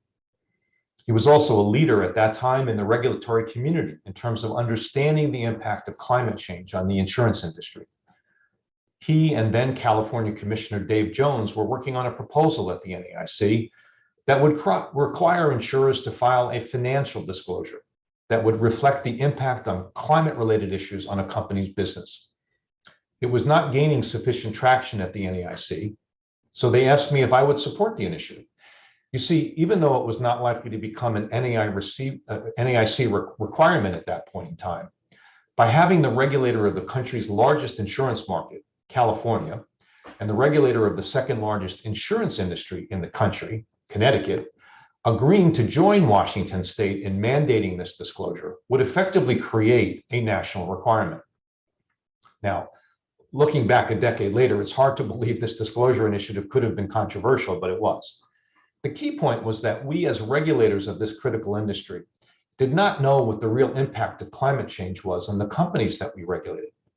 Not just on the liability side in terms of claims exposure, concentrations of risk, and liquidity, but also from the asset side of the insurance balance sheet in terms of risks embedded in debt and equity securities of the companies in which the insurer's investment portfolios were held. I thought this disclosure proposal made great sense and agreed to join on as the third member of the group of regulators supporting this initiative. I will admit that I had some trepidation in advance of my calls to the executives of the large property casualty companies I regulated in telling them that I was endorsing the disclosure requirement. To my delight, the response from those companies was very supportive. They pointed out that they are first and foremost in the risk business, and that climate change and global warming were undeniably increasing risk worldwide. The increasing frequency and severity of storms left no doubt about that. And they were, as a matter of good business practice, tracking this risk to their assets and liabilities. So taking internal data and using that in a public disclosure document in and of itself would not present a significant burden or issue. The disclosure was eventually adopted by the NAIC. And today we have several disclosure reporting frameworks, the most prominent being the Task Force on Climate-Related Financial Disclosure. A TCFD, as it is known, is where companies set forth how they identify, assess, and manage climate-related risks. In many instances, companies already were providing the information contained in a comprehensive TCFD, just not in one place or one document. This information was often contained piecemeal in their proxy reports, other SEC filings, annual reports, 10-Ks, press releases, and similar public documents. Bringing all of this together in a well-drafted and comprehensive TCFD report makes it a far more streamlined process for the company, and it allows its various constituents, from regulators, shareholders, employees, and investors, as well as the general public, to look to one place where all this information is readily available. In fact, the NAIC now allows a company to file a TCFD to meet its disclosure requirement without having to file the original NAIC disclosure form. But that initial disclosure, championed by Commissioner Kreidler over a decade ago, was critical to this development, and it continues to be imperative that insurance regulators have the information and tools needed to fully assess the risks of those companies that they regulate, and that insurers continue to refine their reporting and use it in practice to continually improve and enhance the effectiveness of their climate strategies. Let me turn now from the regulatory view to the industry perspective. Property casualty insurers are in the weather business and have been at the forefront of recognizing the risks associated with climate change for a long time now. It's critical to their bottom line and to their shareholders, employees, customers, and, as I just mentioned, to their regulators. Their business and success depends heavily on understanding not only the current risk environment, but also how climate change is most likely to impact risks in the future. The industry has a number of third-party modeling companies like AIR and RMS, but virtually all large property casualty companies also have highly sophisticated proprietary models tailored to their product line and specific geographic footprint. These companies are insuring individuals and businesses against the impact of wind, wildfires, drought, floods, and other risks. So it's critical for insurers to have a deep understanding of the factors that impact their underwriting and pricing decisions. They look to underwriting volatility, concentrations of risk, they model out expected losses, and they maintain a deep database that provides insights into how risks perform over many decades, including the most rapidly changing impacts of advancing global warming. On the asset side, many companies hold investment portfolios that are heavily invested in highly rated bonds and other debt securities, and these portfolios turn over quite frequently. So while the liability scenarios have a long-term view of 40 to 50 years out, the short duration of the asset side of the balance sheet allows companies to adjust their investment portfolios much more rapidly as the evolving risks require. But insurers don't stop just there. Risk management, resiliency, innovation, and product development are other ways in which insurers help their clients to address the growing risk posed by climate change. Historically, the industry has stepped up to use technology and risk management capabilities to help reduce risks in all sorts of areas, from auto and road safety to fire prevention, worker safety, and so on. Let me share some examples. Innovation in capacity and coverage is one. Over the past decade, insurance-linked securities and catastrophe bonds have become a major component of worldwide economic support for both risk underwriting and claims payments. While there was some skepticism about the long-term viability of this product, for example, what happens when interest rates rise or when substantial losses are incurred by investors, would the cat bond market retreat or disappear? That clearly has not been the case, as insurance-linked securities now represent more than $45 billion in global insurance claims paying capacity. Another innovation is that many of these cat bonds and ILS instruments utilize parametric triggers. For example, using pre-agreed upon levels of wind speed or rainfall amounts as parameters as to when coverage automatically applies. And this drastically reduces coverage disputes and speeds up claim payments. Infrastructure is another example, as insurers are one of the most significant investors in worldwide infrastructure projects, financing both new infrastructure in emerging growth countries and in rebuilding or replacing aging infrastructure in developed nations. And in some cases, these same insurers are the leading underwriters of the risks associated with these massive projects. Insurers are providing workers' compensation policies, property, liability, surety bonds, and other coverages. Another example is building key partnerships, since the insurance industry can't solve all of these problems alone. One company has paired with a leading engineering firm and a high-profile nonprofit to help build resilient cities, while another partners with an environmental nonprofit to plant over 3 million trees in an effort to combat the effects of global warming. Insurers' involvement in the Insurance Development Forum, working in concert with the World Bank and the United Nations, is another example where the industry is helping to assist developing nations with solutions as to how to increase insurance penetrations in a commercially reasonable way. This is key because a high insurance penetration rate signals a much more resilient community than one with little or no insurance. Other examples are providing funding for the Wharton Risk Center, the Insurance Institute for Business and Home Safety, and the Build Strong Coalition, among others. Another example is through education, awareness, and transparency. Insurers need to explain on a large scale how insurance can be a mechanism to address the impacts of climate change and build resilient communities. But we also have to understand that a large part of the problem is embedded in socioeconomic factors and in public policy, things like building codes, population growth, and the population density in high at-risk areas of the world that put people and infrastructure in harm's way. While the industry is not a significant carbon emitter in and of itself, many insurers nonetheless have focused on reducing their own corporate carbon footprint by upgrading offices with high-efficiency lighting, using sustainably manufactured products, and energy-efficient mechanical infrastructure and computer server technologies. Companies are all supporting the transition to a lower carbon footprint by developing products that encourage the use of renewables like wind and solar, using their investment portfolio to invest in green technologies, and by promoting stronger building code standards that can help withstand current and future severe weather risks and grow and create greater resiliency. Some insurers are funding education and awareness campaigns to help foster a better understanding around issues like preparedness, coastal risk, and flooding. Lastly, in very severe storms, it may be quite a while before roads are cleared and make damage assessment possible through live in-person inspections. The use of technology has enabled insurers to assess damage and accelerate the claims payment process using drones and artificial intelligence in place of actual live visits. So all of these efforts in disclosure, innovation, partnership building, education, product innovation, and technology highlight some of the ways that the industry is leading on addressing climate-related issues. I hope you found these comments helpful, and many thanks again for the opportunity to share my thoughts with all of you today. Thank you. Thank you, Mr. Leonardi. We'd like to welcome back to Climate Summit 2021 Washington State Poet Laureate Rena Priest. In her presentation, Dreaming Our Way Forward, she turns to poetry to examine climate change. Hear how Ms. Priest builds a bridge from old beliefs to posing new possibilities and uncovering today's mysteries. Welcome, Ms. Priest.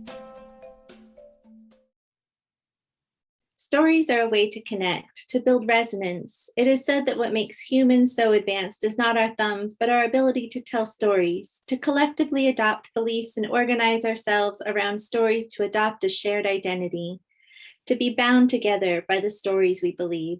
It's not magic, it's even better. I found this quote by renowned Nisqually leader Billy Frank Jr. He says, "I don't believe in magic. I believe in the sun and the stars, the water, the tides, the floods, the owls, the hawks flying, the river running, the wind talking. They're measurements. They tell us how things are, how healthy we are, because we and they are the same. That's what I believe in. Those who learn to listen to the world that sustains them can hear the message brought forth by salmon." Billy Frank Jr. worked tirelessly to restore and protect Salish Sea salmon runs. As rivers warm and salmon runs dwindle, the message brought forth is that we are in peril. We can learn to listen to the world that sustains us. The law of conservation of energy states that energy cannot be created or destroyed, only transformed. It's going to take more than technological innovation and creativity to restore balance to our planet. It's going to take a transformation of our most deeply held beliefs. In order to direct our collective energy toward respectful, reciprocal relationships with nature, we must get something back for what we give. And what we get must nourish our spirits as well as our bodies. We must believe with fervor that even above God and country, politics, and the economy, the health of our planet is what truly matters. What new stories will nourish these beliefs? What new powerful stories will be the spark for our transformation? In many tribal stories, the life force is God, and it is in the land, the water, and all living things. The ancestors told powerful stories of our place in the garden. They knew their stories to be true. What if you believed them too? Could you know that you are also the earth? Could you return to the garden? Now more than ever, we must push ourselves to see in new ways. We are in a time where it's going to be crucial to imagine a new world and a new way forward toward change. Artists and storytellers are catalysts for this imagining. Creation is our business. We are cultural change agents. We are cultural change agents, and we offer fresh perspectives and entice human culture toward evolution. The world, after all, is made brick by brick of stories, images, and models. They take shape in the world first by inspiring a new way of seeing. In my tribal language, we have a phrase, Aikachning. It translates as good feelings. But I'm told that specifically it is the state when your heart and mind are one. There is no conflict between what you feel and what you think. When your heart and mind are in resonance, you can be in resonance with the things and people around you. Be one with them. This is what we mean by good feelings. The elders say that you should be in this state when you make something new or when making decisions. You should be in this state before you move forward so you can act in a good way. When my daughter was little, she used to like to do the thing where we would both try to sing the same note and see if our voices would disappear into one another, to hear our voices become one sound. This is how we must think if we're going to make a change, something good for our planet, for our children. We must find a common chord and move forward. I have a poem I'd like to share with you today. It speaks to this idea that I've been talking about. The poem is called Resonance. It has an epigraph by the philosopher Anaxagoras. All things were together, the mind came and arranged them. The flicker of a wave on the sea is a flame, not like a candle on a cake keeping tally of our days. Instead, the fire measures life together by the sweetness of resonance. How exalted by the dawn, we as one have sung our true song, become a single voice across the waves.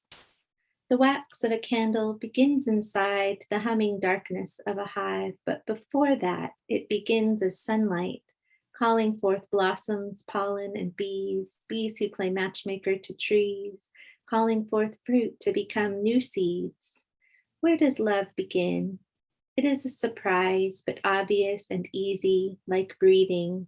It has been there all along, a flicker on the sea that swam up from the deep to touch air and light to shine like fire, leap from its element the way a tree becomes a boat so the earth can leap into the sea and sail toward adventure. Things are changed, things transform. This is the way the mind arranged it. The mind comes and arranges. The heart draws it all back toward union, washes away the illusion of separateness, gives new measures for happiness, a new way to celebrate the state of being of one heart and one mind, Ait Hutchning. Our song is a ferry that joins two shores.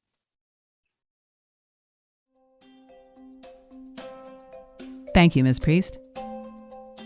It's time we reimagine the private sector and market approaches to sustainability. Here to offer what is possible is Michelle Lancaster, Director of Sustainability at Microsoft. She'll share Microsoft's story, including the case for action-oriented climate optimism. Welcome, Ms. Lancaster.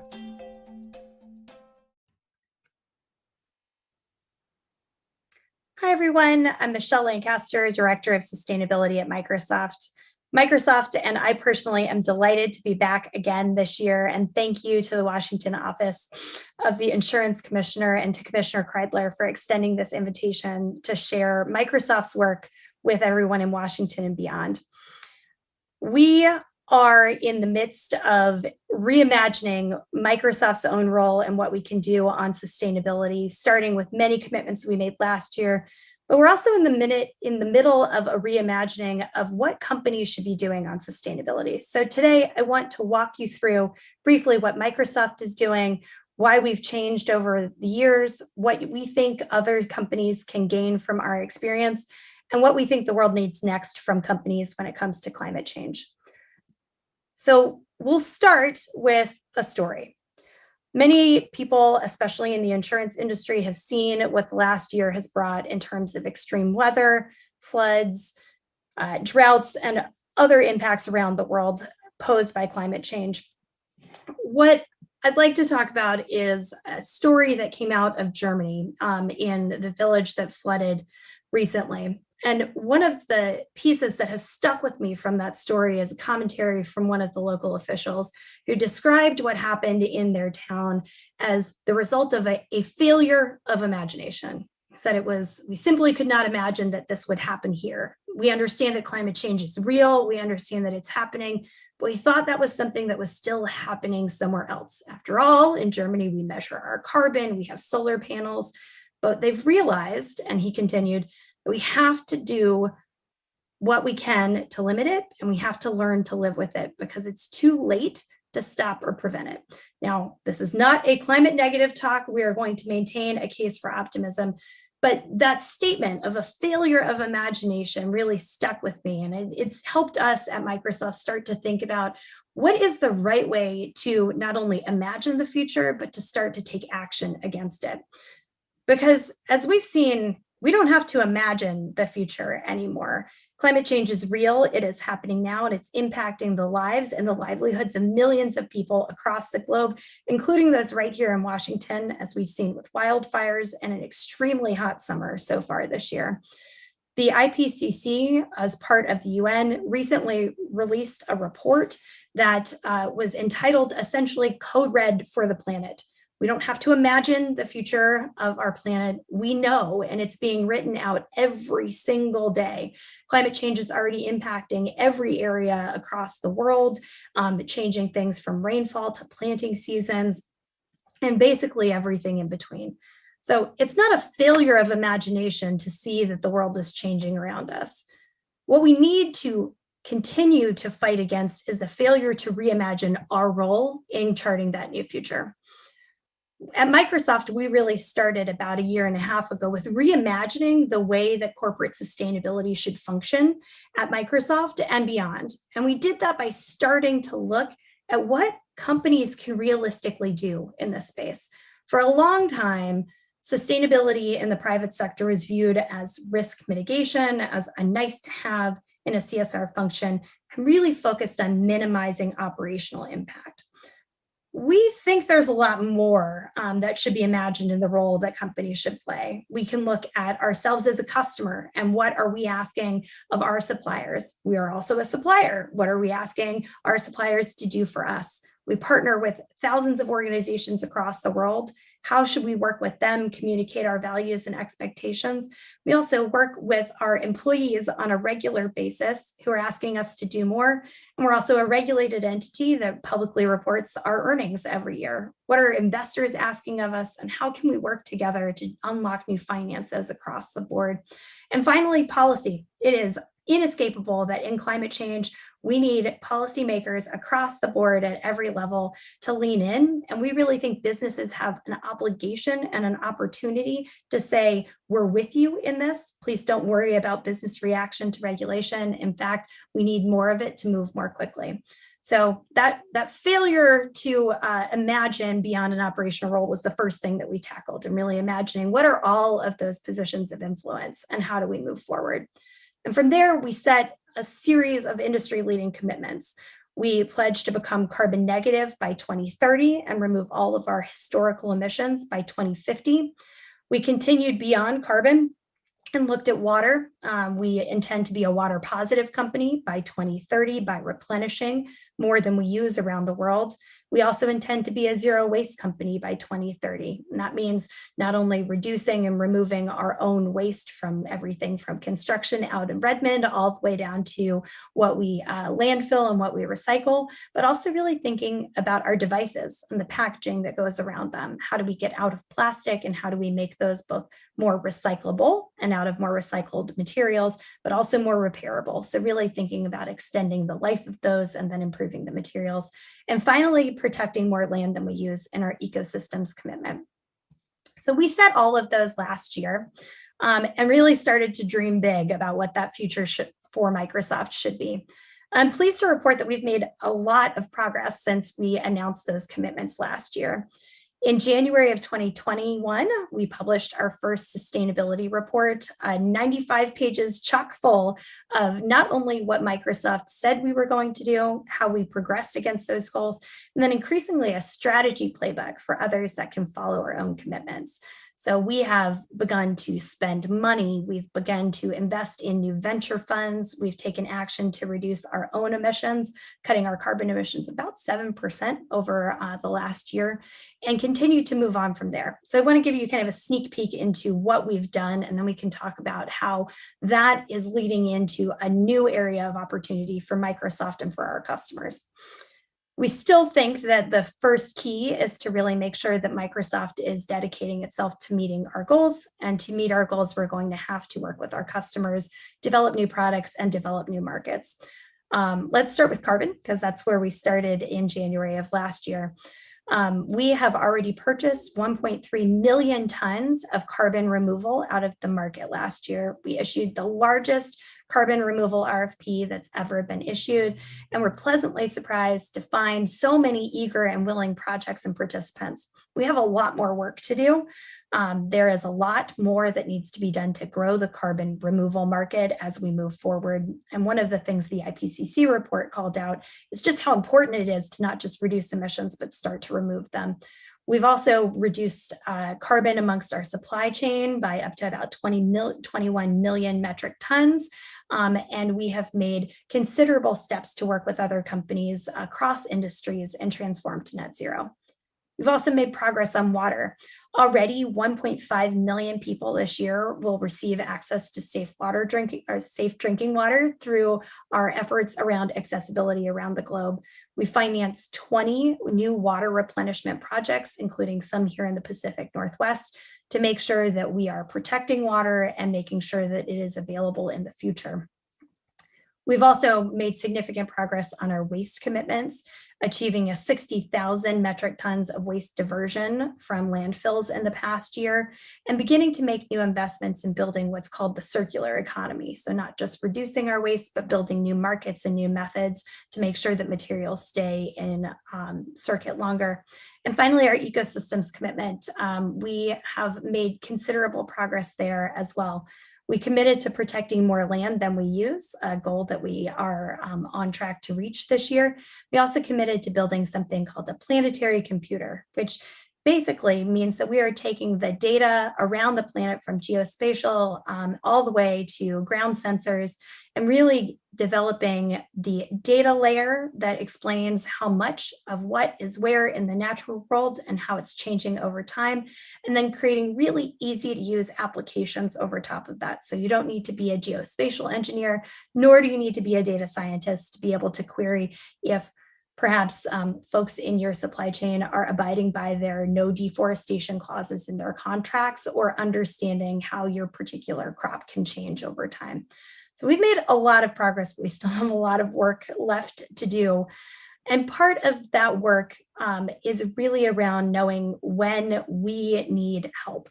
I know that may seem strange as a company like Microsoft, but we cannot do this alone. No company can. That is why we've devoted considerable effort in the past year to build cross-sector organizations that have never existed before, such as Transform to Net Zero with some of our friends in the Pacific Northwest, including Starbucks and Nike, a cross-sector organization that is intended to enable fast follows for companies of all sizes, as well as the Water Resilience Coalition, a UN-led effort that Microsoft is part of to help facilitate best practices, data sharing, and learnings across organizations of all types and sizes to make sure that we're using as little water as possible and replenishing as much as possible. But we know that we're not alone in this journey too, and we have been delighted to see that many other companies are starting to reimagine their role as well. It's starting to open up new markets and new opportunities.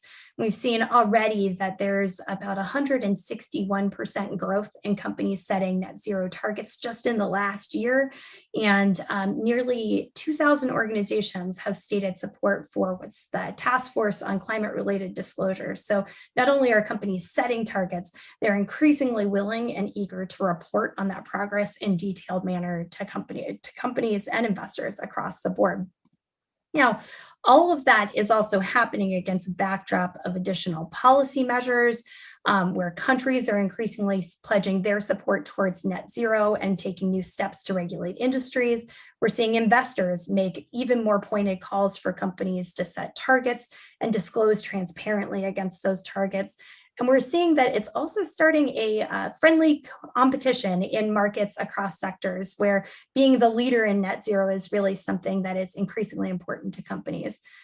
Now, what does all of that mean for Microsoft and for other companies in this space?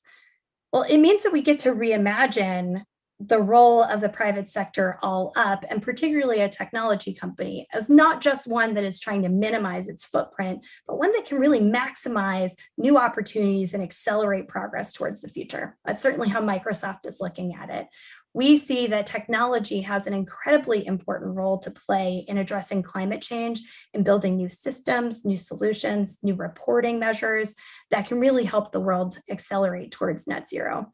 And these are not altruistic measures, although they are definitely for the public good. We see that there are incredible market opportunities for those that move quickly on this. There are anywhere from $60 billion in energy optimization opportunities driven through technology, all the way to expectations of a $200 billion carbon offset market just by 2030.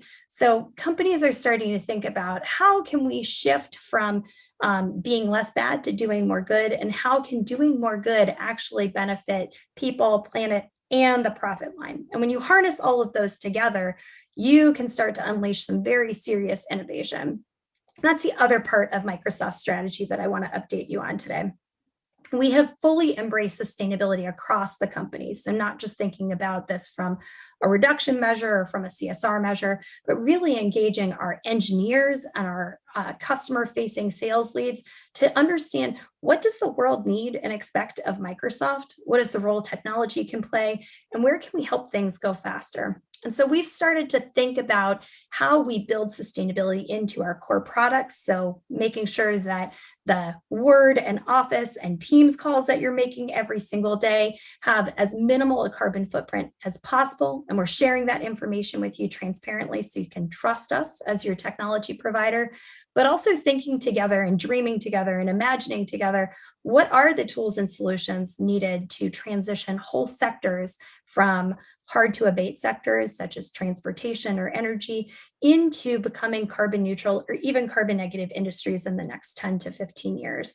And for that, we're working really closely with our customers to build new products and solutions around those scenarios, and then really thinking about those wholesale digital transformations. We started with the sustainability calculator last year to make sure that customers don't just see that Microsoft is a company that believes in sustainability, but they're actually able to translate that commitment to sustainability into their own bottom line. So with the calculator, we make sure that every Azure customer can actually see their real-time Azure emissions and understand what we're doing to mitigate them. We're also showing customers how they're able to reduce carbon and save energy and save their energy bills as well. So it's an economic and environmental win when we shift onto the cloud. But that was just us getting started. We are incredibly enthusiastic about a new product that we recently announced this summer called the Microsoft Cloud for Sustainability. And this is where we go from telling customers about what we're doing to really helping customers transform their own business. And so the Cloud for Sustainability is intended for any customer around the world and any industry of any size.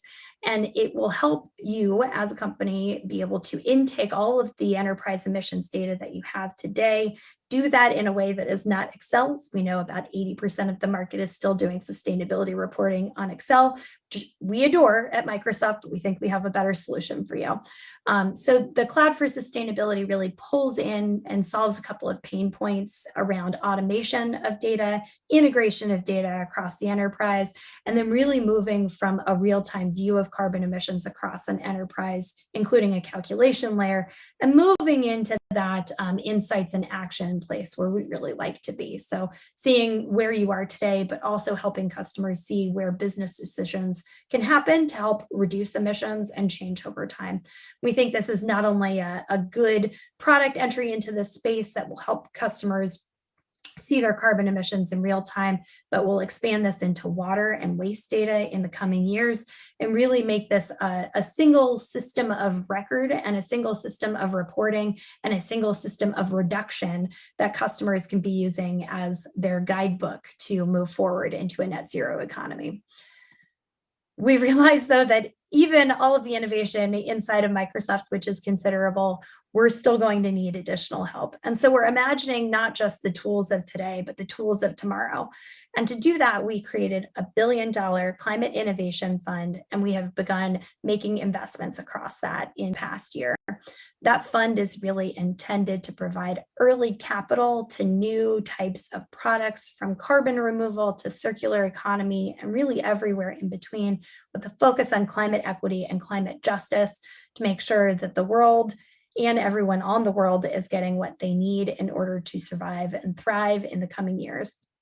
That Climate Innovation Fund is really our advance arm into creating technologies in the markets that we think we'll need into the future. Now, we've spent a lot of time talking about progress and then also imagination. I think, one of the things when a report like the UN report comes out, it is sometimes really difficult to stay optimistic in the face of planetary code red. But we've already seen that imagination in the climate change space, coupled with technology, coupled with policy, and coupled with collective will of the people, can move incredibly quickly in ways that we never could have imagined before. So just a couple of examples, a reason for some hope and to retain that imaginative spirit. Solar is 300,000 times or 300 times cheaper over the past 40 years. We really saw a complete bottoming out of solar adoption while the cost really dropped fairly dramatically at a level that we did not think was going to happen in that time frame. Wind power has seen a similar adoption across the board, where there are now parts of the EU that are fully powered by wind in some backup areas. We also know that the growth of EVs has gone from a trickle to a full-scale transformation, with countries like Norway already at a very high EV adoption and countries like the UK close behind. So we can imagine a better future. This does not need to be a failure of imagination to believe that climate change is happening or that we can do anything about it. In fact, we absolutely can.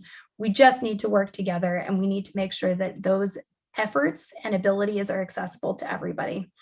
And I'll just close for a second here as we think about what kind of future we want to imagine for ourselves, for our children, as we think about what the future should be for private sector action and for Microsoft in this space. There's a quote by Deepak Chopra that we think about. The best use of imagination is creativity, and the worst use of imagination is anxiety. Anxiety paralyzes us, and we don't have time to be paralyzed anymore. We've spent the last year really kicking our efforts into high gear, really reorganizing ourselves around the idea of what is possible, and then working really hard to implement action plans and roadmaps and the technologies and tools to track our progress against it. We're excited to bring those tools into the market this year, and we hope next year, if we return again, that it's potentially in person, but either way, I think we'll have even more to share. It's not enough for one company to set ambitions. It's not enough for one company to act. But if we think about the role of companies and the way that they can spread that change up and down their supply chain and across their consumer base, we all start to act together, we can actually imagine a world where we get to somewhere pretty close to those Paris targets. And that is what we are focused on every day at Microsoft, imagining and then building that future. Thank you. Thank you, Ms. Lancaster. Next, we'll hear from Ana Piñado-Privet, the leader of Amazon's Sustainability Data Initiative. This program seeks to leverage Amazon's scale, technology, and infrastructure to help create global innovation for sustainability. Welcome, Ms. Privet. My name is Ana Piñado-Privet, and I'm with the sustainability team at Amazon. And today I'm going to talk to you about the Amazon Sustainability Data Initiative, which is a Tech for Good program that we launched in 2018. And it's really an opportunity for us to leverage Amazon scale, our technology, and our infrastructure to help innovate and problem solve in the space of sustainability. And today I'm going to be talking specifically about the climate domain and the climate crisis. So just for a little bit of context. So as we all know, and we understand from our day-to-day, data is really core to addressing this climate crisis. And we have more data now than ever. You know, there's new satellite sensors, new and more sophisticated models, new IoT devices.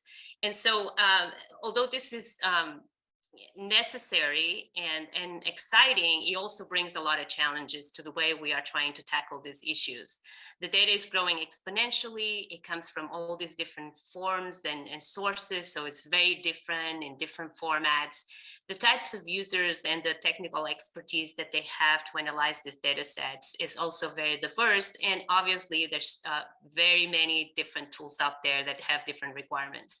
So what that means is that this creates a set of challenges for those of us that need to acquire and analyze all these data sets to actually extract some knowledge and insights to help us not only monitor, but also manage this situation we are in.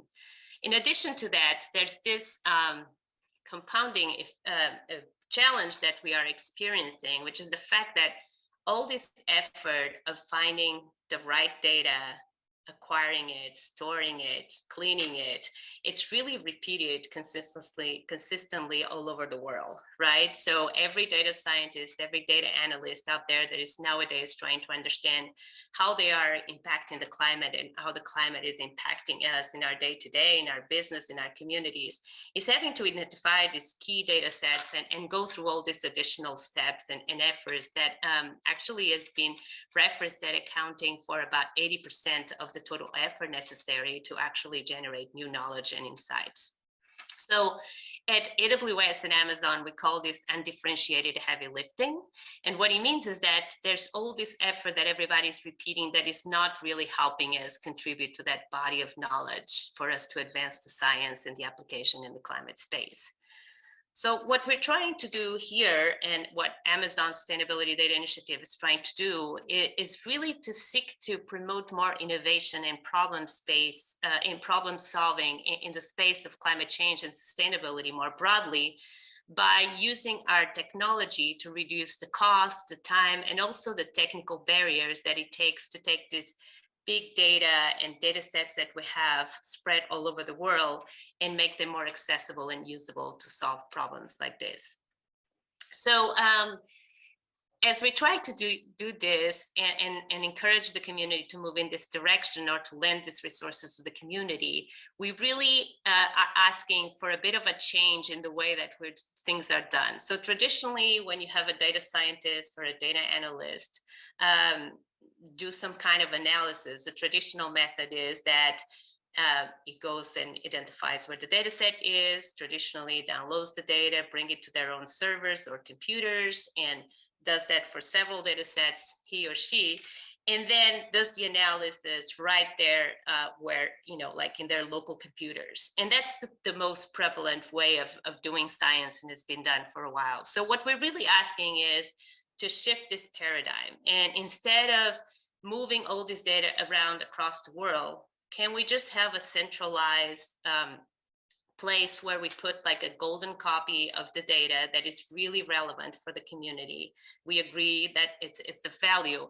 And we, instead of that, bring the data next to the computing, where the computing is in the cloud, and encourage people to bring their code and their development.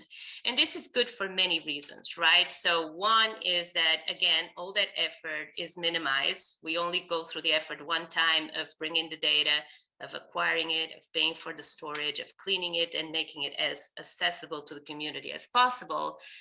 But there's the additional value that we're really reducing the carbon footprint of storing all this data around the world, which can be quite significant. And as you see in this image, I have a few examples. It might sound really technical, but of like different AWS and Amazon services and tools that are already next to the data. And that facilitates the analysis of the data in the cloud.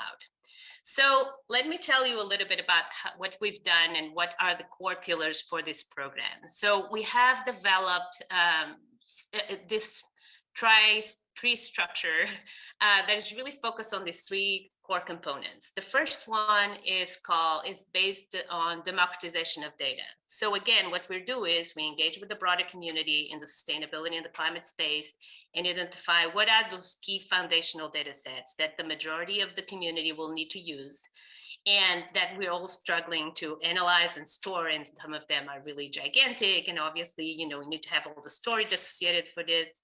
And so what we do is, once we identify those data sets, we work to the extent possible with the data providers, like the NASA's, NOAA's, the EPA's of the world, and say, okay, we will host the data in the cloud, we'll cover the cost for storing the data and egressing if somebody decides to take it out. But you basically commit to make the data publicly available to the world and maintaining it. And so we've been building this catalog for a few years, and we have petabytes and petabytes of data that is openly available to anybody. And I'll provide some access to that information if you want to explore further. The second component is enabling better access to compute. And what we're saying here, well, it's great. We now have the data, it's freely available. It's much easier now to come and experiment, but there's a cost, right, to use the compute. So we don't want that to be a barrier. So we created a dedicated grant program for the cloud so that anybody, we have an open call for proposals, anybody can apply and basically access the grant for a period of a year to analyze the data or prototype a new solution in the cloud or create a new tool or software. And that's basically in the space of sustainability and climate change. If you have an idea, you can apply for one of those grants and be subsidized to do that work for a period of a year. And then the third component is really focused on promoting knowledge exchange. And what we mean here is that there's a recognition that big data, cloud computing, AI, all of those things are fairly new for the space of climate change and for the climate scientists. And we're trying to encourage as much as possible those that are like leading this effort and understanding of how to use the cloud to share their knowledge and their best practices and their code to the extent possible through tutorials and presentations. So we have a series of mechanisms that really encourage people to share those resources to each other, and we share them in our webpage. These are just a few examples of some of those what we call authoritative data providers we work with around the world. You might recognize some of the groups in the US. Most of them are national labs and national government like NOAA, NASA, and NREL and others. But we also work with groups around the world, and some of them in the private sector and in NGOs. And so the main thing in common is that we try to be very selective and curate the content that comes into our catalog so that the data has a certain stamp of authoritativeness and integrity as we bring it in and just make it available to the community. And below you see a few examples of types of data we have, anything from climate data projections to historical weather records, a lot extensive satellite imagery, and a very diverse set of data sets available. Okay, so now I'm going to give you just a few examples of the kind of impact that opening data and putting these resources out there is really creating. And that's actually the really exciting part for us, is to see that it's creating some kind of positive change. So we work extensively across all the sectors. So we believe that this change, and if we want to move this space forward, we really need to work with as much private sector, with NGOs, academia, governments, and I'll give you some examples of those. So in this case, I'm going to give you the example of Solcast. Solcast is a startup in Australia that is using data that NOAA is putting in the cloud. So NOAA basically has a direct connection to our servers. So when the data from the satellites gets to their servers, is sent to ours, basically near real time. And so Solcast built a workload on top of it in the cloud. And because they don't have the cost of acquiring the data, of maintaining it and storing it, it's fairly easy for them to use the compute on demand that the cloud offers to just turn off their process, turn it on, and turn it off when they don't need it anymore.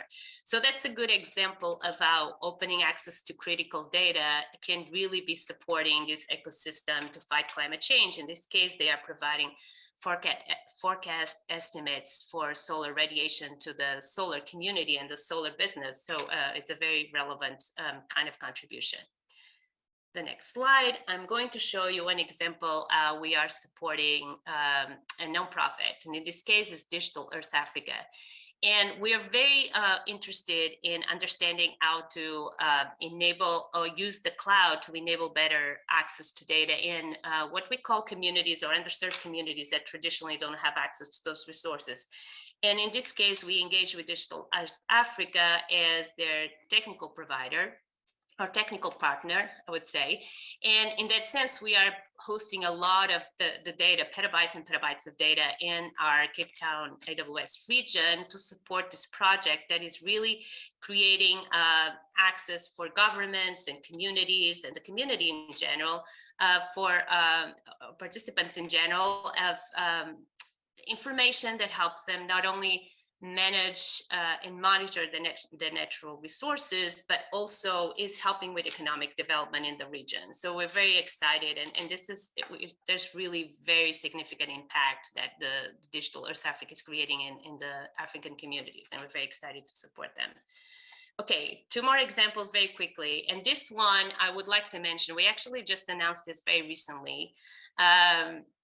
in recent weeks. This is a partnership we have created with Silver Lining and with NCAR, and is very focused on democratizing access to not only the data that we've been doing, but also the modeling and the models, right? So in the climate space, for us to advance the knowledge in this space as fast as we can, we believe that we need to open that space and enable as much collaboration as possible. So this is the first time that a climate model is being run at full production in the cloud. And not only the model itself is going to be openly available as open source to anybody, but also all the data and all the simulations that they are being generated will be made available to the world as well through our catalog. So we're very excited with this, with the potential of really contributing to opening this space and advancing the science in the climate space. And the final example I have for you, it's really an example of how we're very committed to projects and collaborations that are trying to advance the space in a collaborative way. And in this case, it might be relevant for the community, particularly here, that is in this summit. We are supporting this project called OS Climate. It's a Linux Foundation project that aims to create an open source platform to help specifically the investment and financial sectors assess climate risk in their asset portfolios. So what we are trying to do here, again, is to find what is that level of effort that all these groups out there are doing, finding the right data, cleaning it, bringing it together, putting some basic tools on top of it to let it analyze the data. And then once all of that is in place, then the different companies can come and build their more proprietary and differentiated work on top of it. But this is the pre-competitive work, and ASTI and the cloud are being, basic blocks for building this infrastructure and this platform as a way to make it open to the broader community. So I think that's all I have to show today. I put this last slide here just to give you additional information for those that are interested in either contacting us or going to our webpage. On the right side, you have additional details if you want to visit our catalog or interested in making your data available to the broader community. We have an opportunity to sponsor that, and of course, access to the cloud grants and customer stories to show the art of the possible, and also the resources that our customers are making available to the community. And I will just finish by saying that we're very interested in understanding how the cloud and in general Amazon's technology and what we have to offer can really open this space or help advance this space. So very eager to hear from you and see if we can support in any way. Thank you very much. Thank you, Ms. Privet. Overseeing the construction of the world's first net zero carbon arena is a feat Rob Johnson is proud to be a part of. The arena was known for decades as the Key Arena and was recently renamed and rebuilt into the Climate Pledge Arena. And as Vice President of Transportation and Sustainability, Mr. Johnson and his team are about to reopen its doors. It'll be home to a new national hockey franchise, live concerts, and other events. Visitors will be immersed in perhaps the world's most environmental venue to date. Welcome, Mr. Johnson. Hello, everybody. My name is Rob Johnson. I'm the Vice President of Sustainability and Transportation for the Seattle Kraken and the Climate Pledge Arena. I'm here to talk to you a little bit about what it's going to take for us to be the first zero carbon certified net zero energy live entertainment venue on the planet. And what you see here is the brand new icon that sits on top of that historic landmark roof on the Seattle Center campus, which is of course just, about a mile north of downtown Seattle. Inside the building, we're doing some really incredible things to meet the climate pledge. And of course, the climate pledge, as you all likely know, is a set of objectives founded by a nonprofit called Global Optimism and Amazon to meet the Paris Climate Accords by 2040 instead of 2050. This is a crucial decade, the 2020s that we're in right now. If we're going to make dramatic changes to the impact that we're having on climate, we're going to need to make them this decade in order to be net zero by 2040. And to do that, the Climate Pledge Arena has set ourselves a goal of being net zero on the day that we open in October of 2021. What does net zero carbon certification mean? It's a certification run out of Seattle, Washington, a small nonprofit called the International Living Futures Institute, which happens to have what we think is the most stringent set of certification guidelines in the world, and is one that we're attempting to follow in order to really demonstrate our ability to meet the climate pledge commitments on day one. To meet the certification through the International Living Futures Institute, you have to do 4 major things. The first is you have to eliminate all fossil fuels from your building. We were in the process of constructing the building in 2018 when we made the decision to eliminate fossil fuels. So at that point, we converted the various different uses where we were going to have natural gas, like hot water, heating the building, dehumidification for the ice system. We converted all of those internal systems to become all electric. So we're going to be one of the first, if not the first building in North America of this size to be an all electric facility. Step 2, to meet the certification, you have to have a visible component of renewable energy on site. I'm going to show you some examples of the solar panels that we're going to have on the facility that are going to help generate pretty significant amounts of energy to help make sure that we're meeting that zero carbon certification. The third thing that you have to do is you have to go out and procure the remainder of your energy from new renewable sources. I'm going to talk to you about how we're partnering with Seattle City Light and Amazon in order to achieve that objective. And then finally, we have to ensure that we account for everything happening in the building, all of the operations of the food and beverage coming to and from the building, the retail merchandise that's going to be sold in the building, the artists, the employees, the fans. All of that has to be accounted for the carbon footprint of the building's operation and then offset annually in order to ensure that you're being a carbon neutral facility. When you put all that stuff together, it's a giant amount of work that's going to result in a really incredible set of partnerships that we've got with Amazon, with AWS, with Global Optimism, with nonprofits up and down the West Coast in order to really make this thing happen. So to meet those standards on site, we're going to have some really great solar panels. And here's a visual of what those are going to look like. Don't forget that our roof is a historic landmark. In order to build this arena, we had to hold up that 44 million pound roof, temporary, build out a $1 billion arena underneath it, and then reconnect those historic beams back to their original intent of holding up the roof. So while I would love to put solar panels on that roof, it is prohibited from a landmarks perspective. So what you're seeing in the foreground is the Alaska Airlines atrium, where about 70% of fans are going to be entering into the facility. And we've got solar panels that are going to be attached to the atrium roof. And that combined with the solar panels that we're cantilevering across the street on the roof of a 500 stall parking garage that we manage on behalf of the city, will generate between 3 and 5% of the energy used by the building. So those will be amongst our most very visible components of sustainability. And then we go with our partners at Amazon and ideally our partners at Seattle City Light to go out and procure the remainder of our renewable energy sources from new renewable plants. So we're actively working with them now to identify solar and wind farms that could come online in the next 3 to 5 years that would equate to as much energy as the building would use and then some. So if we're at 5% of our energy coming from our solar panels, let's call that 1 megawatt.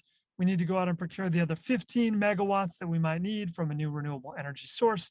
We're looking with our partners at Amazon at City Light at a whole lot of other renewable energy solutions to generate that additional 15 megawatts of energy that they can then get wheeled back into the grid and ensure that our building is powered 100% by new renewable energy sources. There's some other great things that we're doing in the building that are beyond that certification with the International Living Futures Institute. One of them is our rain to rink solution.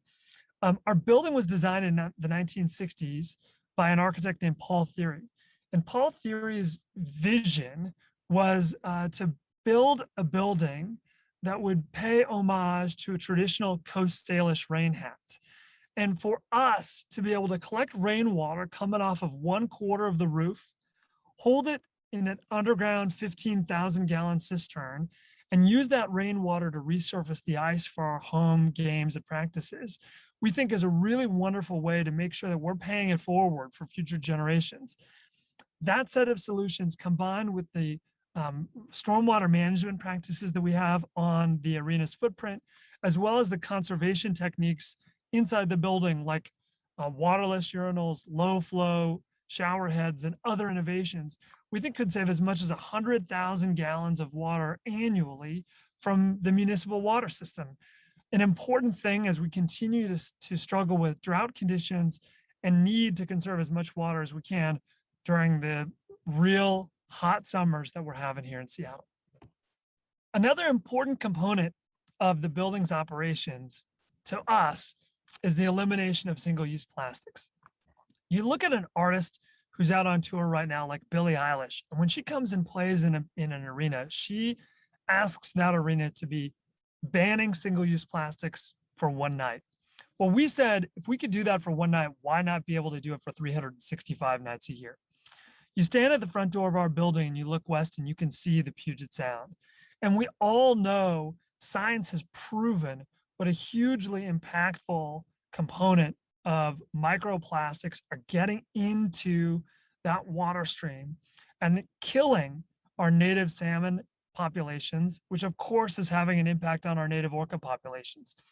In addition, I heard a statistic the other day that the average North American ingests about a credit card size worth of microplastics every week. So undeniably, this has to be having an impact on our human health, from the little plastic film that you put your fruits and vegetables in at the grocery store to the little microplastics that might be in our soap or our shampoos that we use every day. We've got to get those out of our waste stream. So for us as an arena, we're planning to ban as many single-use plastics as we can on day one, with a plan to phase them all out by 2024.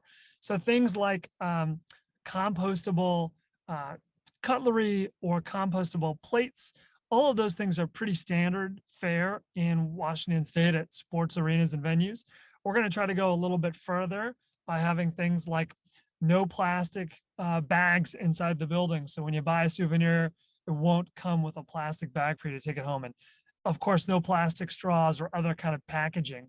And for us, that's part of the continued evolution of educating our fans and encouraging them to take a look at what they could really do to improve their own conservation habits at home. In addition, we're going to have a lot of sustainable and healthy food options inside our building. As much as 75% of our food and beverages are going to be sourced from within 300 miles of the building's front door. We're going to have incredible vegan and vegetarian options, which of course are not only good for the planet, but those are incredible for on brand for Seattle, right? We know we're going to have some really great certification programs, like not just having things be organic, but having them fair trade certified, Monterey Bay Aquarium Seafood Watch certified. Things like salmon safe certifications are going to be important to us. And our executive chef, a woman named Molly Demers, is really bringing home sustainability in a very different look and feel than what you might have experienced in other buildings. This is going to look local. It's going to feel local. It's going to be sustainable in a way that I don't think any other arena of its size in the world has ever seen before. Functionally, working with our partners at Waste Management, we're going to be a zero waste building, which means we're going to attempt to divert 97% or more of our waste from landfills and to composting and recycling. A lot of that is going to be reflected in what you can purchase in the building, but we're also going to be educating a lot of our fans in the building with pictographs and other great graphics that will allow for us to be able to show them where they're supposed to be putting what into what bin. And we think this is hugely important for us as an organization. We're going to be tracking it, we're going to be monitoring it, and we're going to continue to try to get better over time.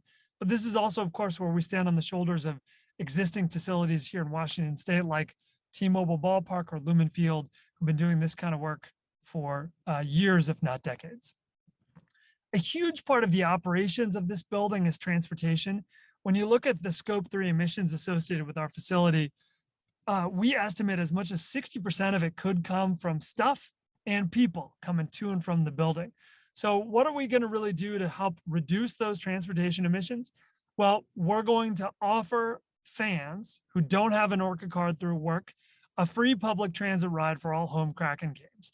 And we're going to give you that chance to take light rail, monorail, bus, water taxi, a whole lot of options to get you to and from the building.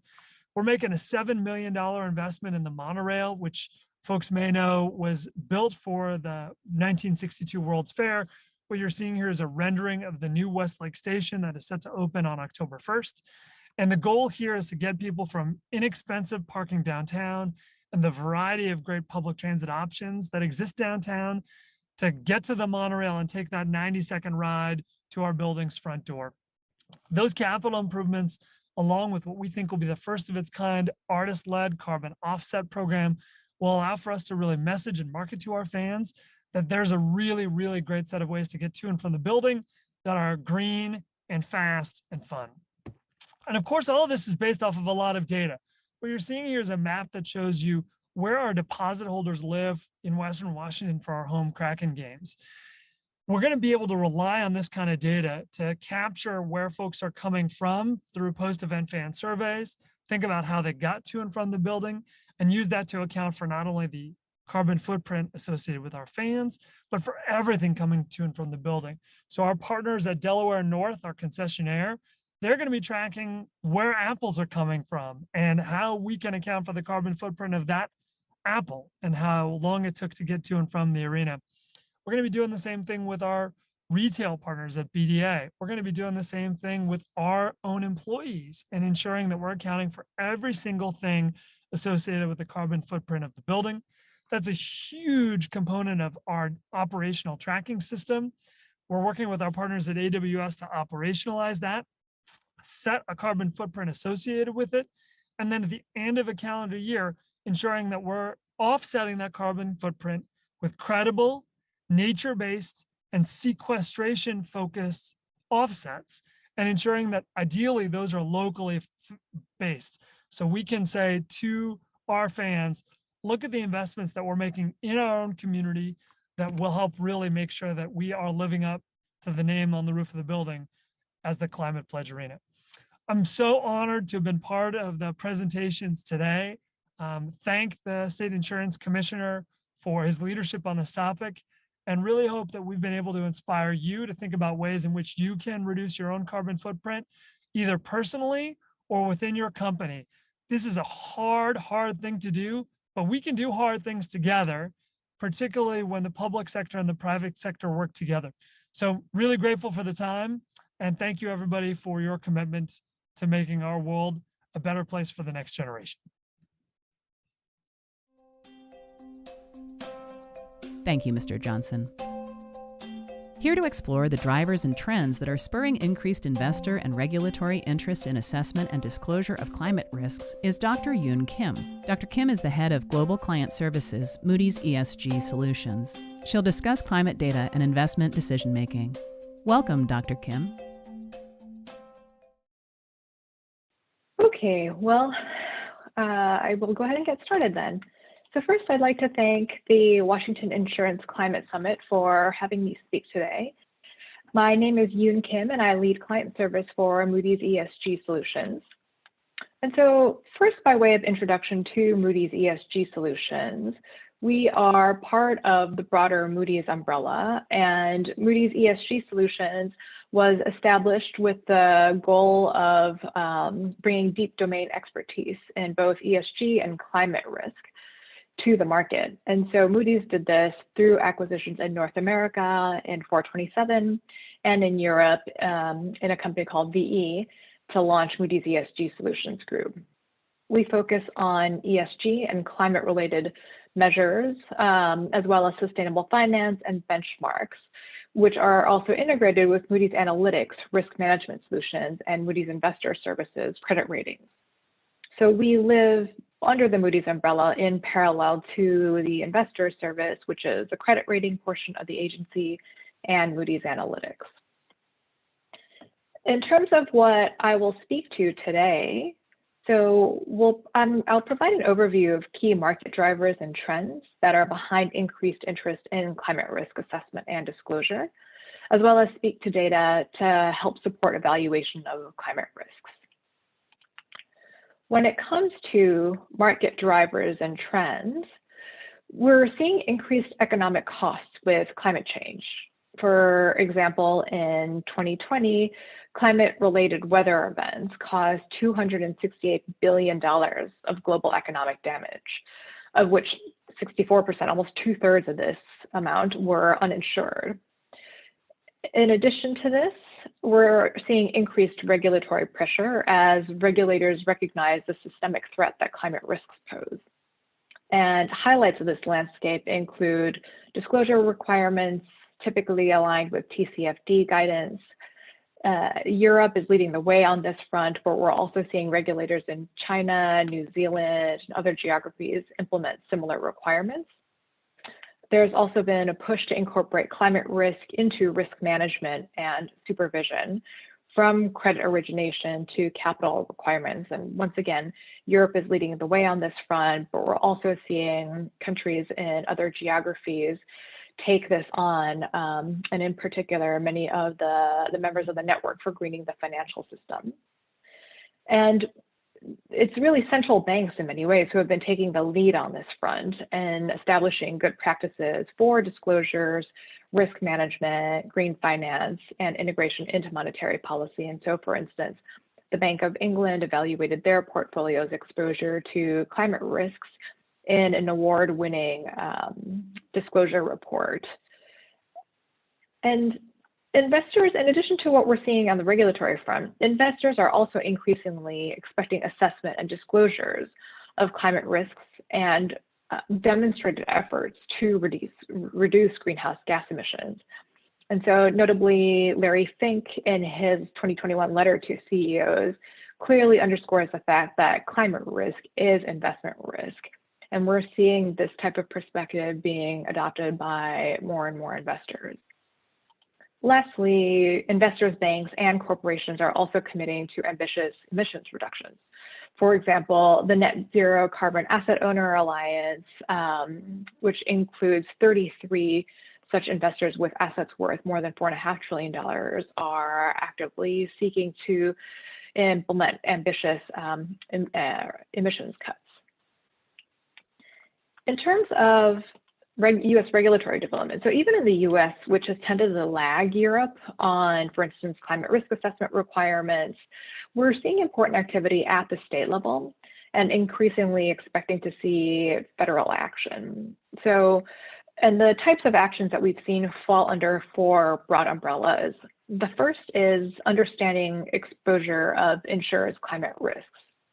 And this has entailed efforts, for instance, by the National Association of Insurance Commissioners, their Climate Risk Disclosure Survey, which explores a range of climate-related issues, including mitigation, emissions and carbon footprints, financial solvency and investment. And then at the state level, the California Department of Insurance has implemented a set of more detailed surveys exploring insurers' exposure to fossil fuel invested assets. Secondly, there are increasingly calls to develop climate risk exposure management guidelines. While criteria for consideration of these climate risks have not yet been explicitly established, expectations are such that insurers manage all material risks. Their management of these risks implicitly entails coverage of climate risks. Furthermore, it's expected that the NAICS Climate and Resiliency Task Force's work will likely ultimately result in additional guidance for insurers. Third, stress tests to identify exposure and improve response. Although U.S. insurers and regulators have a very good understanding of how to assess, manage, deal with natural catastrophes, stress tests and scenario analysis focus specifically on climate change risks, so taking account of the forward-looking risks we can expect with climate change. This is not yet widespread. Certain regulators are more advanced than others in this regard. For instance, the California Department of Insurance evaluated the exposure of California insurers' portfolios to transition risks, looking at over $4 trillion in investments. And then the last piece is more rigorous climate disclosure requirements. Publicly listed entities disclose climate risk as part of their general requirement to report relevant material risks. However, it's also expected that the SEC will ultimately move toward more specific requirements regarding climate risk disclosure. On the investor front, some of the drivers that we see underpinning their interest include the fact that asset owners, they have long-term liabilities that incentivize them to take a long-term view of risk. So for instance, large asset owners such as pension funds are forced to take a longer-term view because they have long-term liabilities as they intend to plan to pay out retirements for the next 100 years, for instance. Asset owners are also increasingly requiring asset managers to account for climate risks. And recent legal opinions and regulatory guidelines have emphasized that fiduciary duty encompasses consideration of climate risks.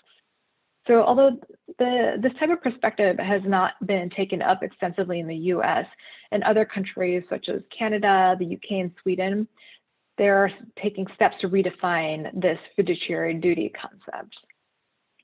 And then lastly, we're seeing more mainstreaming of climate considerations throughout investment firms. So climate is no longer siloed within the context of an ESG or sustainability focused group, and no longer just talked about, let's say, at senior or C-suite levels, but is really being incorporated into the work of portfolio managers and analysts.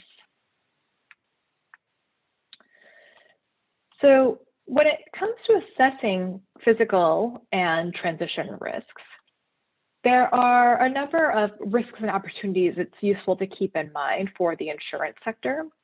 And so first, in order to define physical risks and transition risks, physical risks relate to the impacts that we're experiencing because of a changing climate. And that includes both acute events as well as chronic. The acute events are those that basically extreme events, wildfires, floods, hurricanes, and so on, all of which basically we're experiencing currently in the US, more or less. And the chronic events are the slower, longer-term onset, longer-term impacts related to things like sea level rise and temperature increase. Transition risks are risks that are associated with as we shift away from a fossil fuel-based economy. And so when it comes to physical risks, the types of impacts that this could have on the insurance industry include things like increased claims for weather-related hazards, which could potentially require adjustment of risk assessment frameworks and inclusion of forward-looking data. So one of the key things to keep in mind is that when it comes to climate change, the CAT models are likely not going to do justice to the types of impacts that we'll experience with climate change because of their historical perspective. And so really critical to take this intentional forward-looking view and incorporate forward-looking data. Increased costs for reinsurance, for instance, as tail events become more common and severe. The affordability of insuring some areas may decrease premiums and profits. And then the rapid repricing of assets that are exposed to climate risks may have negative implications for investment portfolios. In addition to these risks, there are likely to be some opportunities on the physical risk side that may include being able to explore new markets that face hazards that have not been previously experienced and thus require new insurance offerings. On the transition risk side, with the transition away from a fossil fuel-based economy, there may be decreased feasibility of certain lines of business that cater to carbon-intensive industries. Higher litigation risks stemming from the uncertainty that's associated with an evolving regulatory landscape.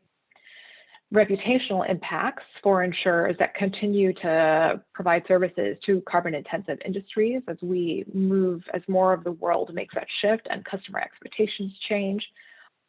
And then businesses focused on renewable energy and other technological advancements, they potentially present a new underwriting and investment opportunities. So once again, on the transition risk side, there are opportunities in addition to the risks that they pose, that those climate risks pose. And then as far as an approach to evaluating climate risk, where we typically see our clients start is with education and awareness. So really working with internal stakeholders to socialize the impact of climate risk on financial risk, and just make sure people have a baseline understanding of, yes, this is an important and relevant set of factors for the work that I do. Risk identification then is the next step and entails the identification of both physical and transition risk exposure. So better understanding what specifically is at risk and what risks are my assets subject to. Then in order to be able to quantify risk, leveraging tools like climate pathway scenarios in order to enable assessment of the impact on balance sheets from physical and transition risks, and then leveraging all the results of all of this ultimately to be able to report in alignment with regulatory and TCFD requirements.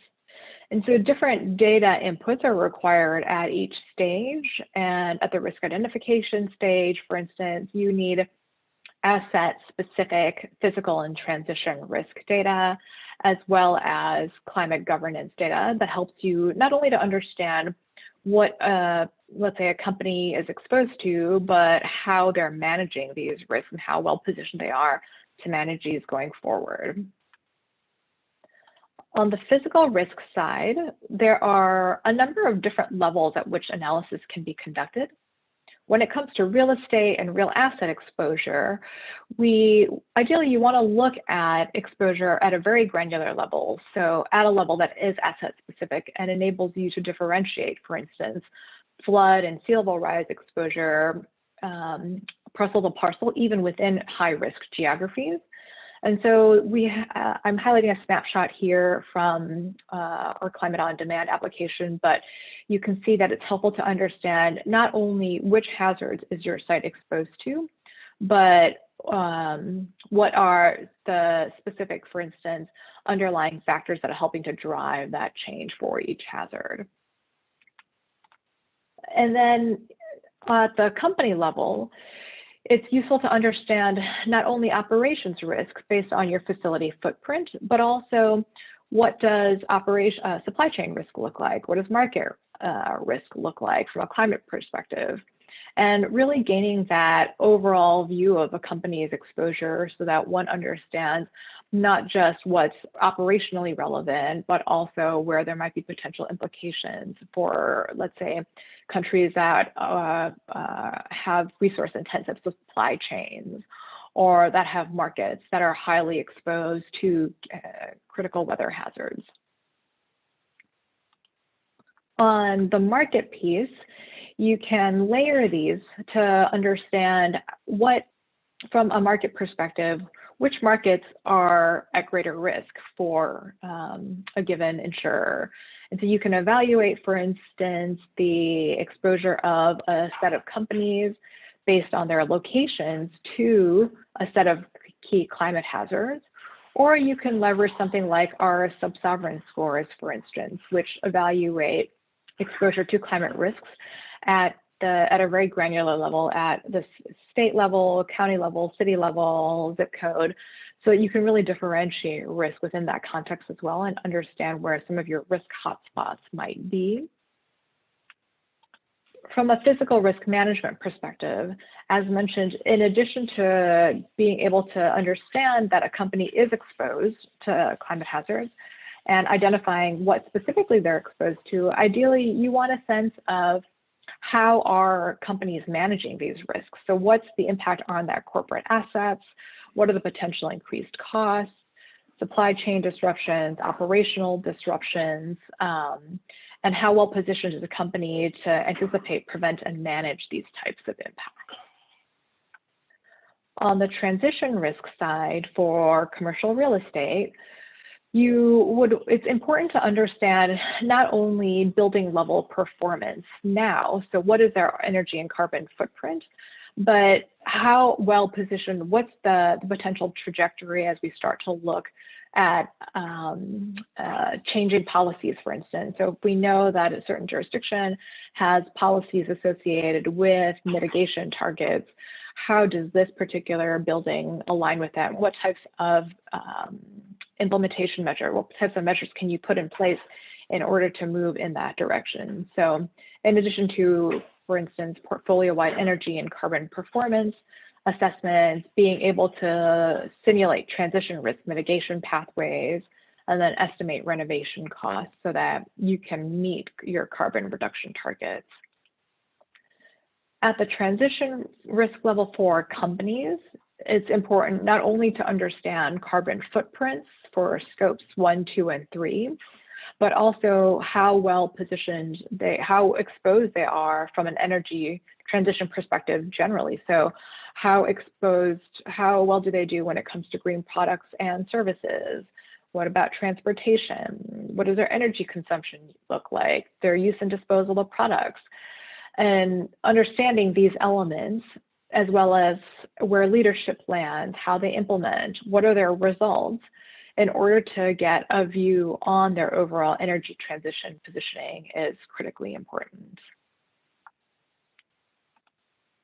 And so with that, I will wrap up. I have included my contact details on this last slide, and you are all more than welcome to reach out to me should you have any questions, and I look forward to hopefully continuing to engage with you.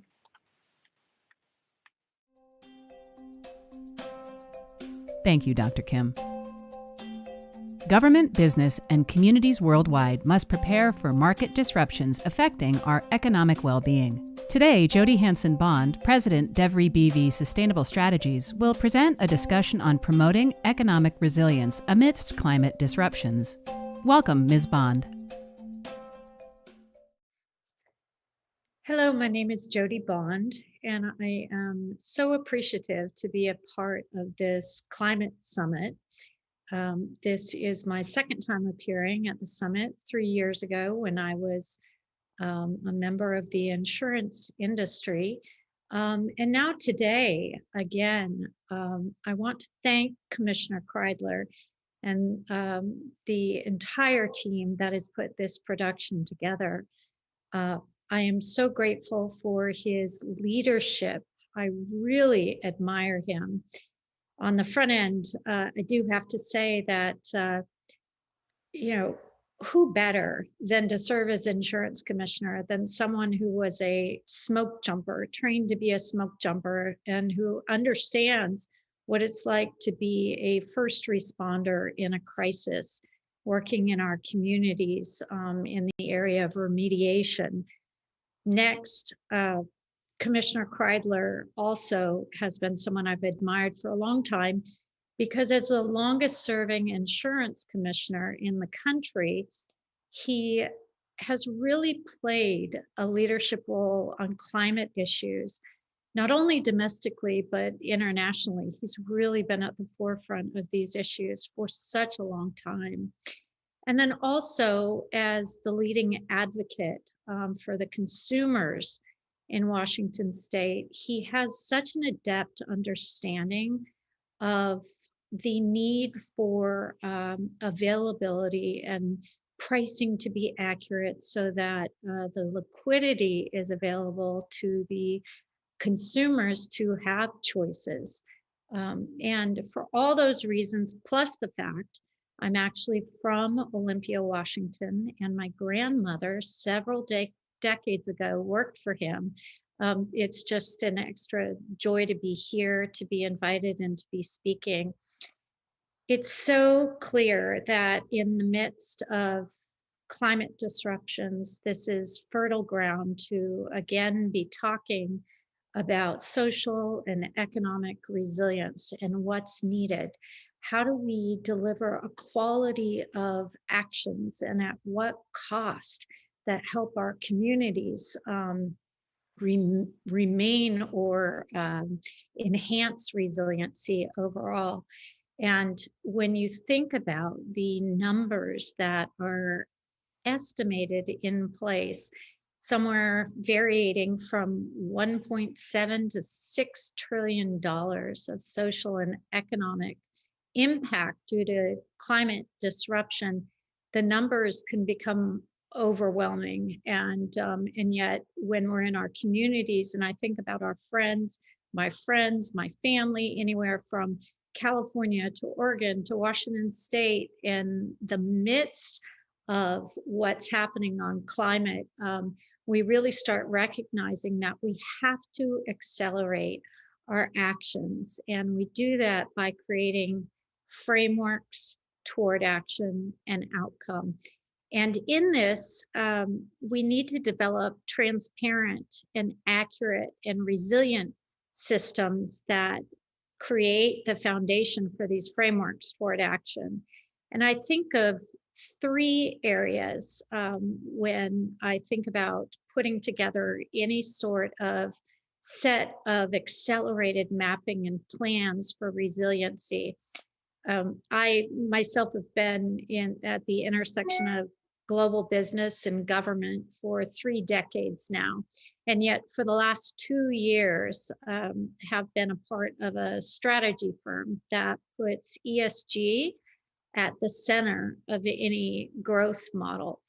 And my colleagues and I have been working in the space of global business, global technology, global energy, global commodities, global financial services. And we know how difficult it can be for companies to right the ship and focus in on enhanced frameworks or ESG modeling. But we also recognize that you have to start somewhere. And one prevailing question or area of concentration is, how do insurers insure themselves against the risk of taking on their customers? Do their customers have valid ESG frameworks in place to deliver commitments toward action and outcomes? And what we do, because we know that you need to meet the customer where they're at. I talked about, how do you right the ship? Well, is the ship near the port? Is the ship way out at sea? Is the ship even in the water? Do they have any ESG framework in place? And we find that that businesses tend to be in 3 different categories. Some of them are ostriches. Their head's still in the sand where climate disruption is concerned, and they could be blindsided. And we need to meet them where they're at and help them develop any type of framework toward an environmental and social and governance model that will give them some resiliency. The next category of companies that we look at are what we call needy companies. They're ones who have a basic framework of an ESG or sustainability plan as part of their reporting, but it really needs to be integrated into the broader framework of their business plan. And they need to understand the why and the outcomes that they want to achieve by enhancing their framework and their modeling. The third set of companies that we look at are the activist companies. These are the companies that whose business model was predicated upon a values-based sustainable business model. And they could be a B Corp, or they could be a company. I mean, many of them were born in Washington State, and they have this very accelerated approach to ESG because sustainability is part of their ethos. But due to economic disruptions, climate disruptions, supply chain interruptions, COVID, they need some sort of newly invigorated mapping and modeling and framework toward action that will help them with their own growth plan. And I think companies have the ability to report out, and then insurers have a better ability to guesstimate or put some predictability and transparency into the modeling of their own risk. And that's one really big area that needs to be focused in on in order for there to be enhanced resiliency in the marketplace. The second area that I would look at in terms of enhancing resiliency is that when we look at ambitious goals on carbon, when we think about the fact that we want to get to net zero by 2050, and yet in order to get there, we need a 50% reduction then in all emissions by 2030. That's 9 years to get there. The question, the outstanding question, has really been around the fact that pricing is so variable. There needs to be some sort of transparency that gives predictive modeling the opportunity to enhance the acceleration toward outcomes. And I would submit that carbon pricing is an area of predictability that has been part of the debate, but not in a real palpable way.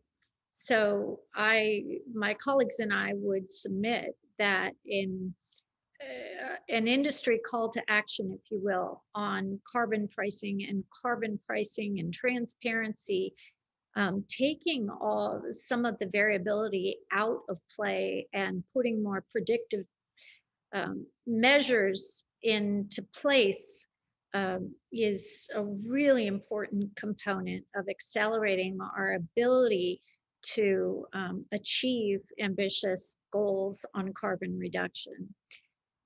The third and final area that I thought that I would touch on today is the fact that accelerated frameworks are really needed in order to have the type of outcomes and resiliency that we are going to need in order to have our communities and be safe and have the response systems secure and in place.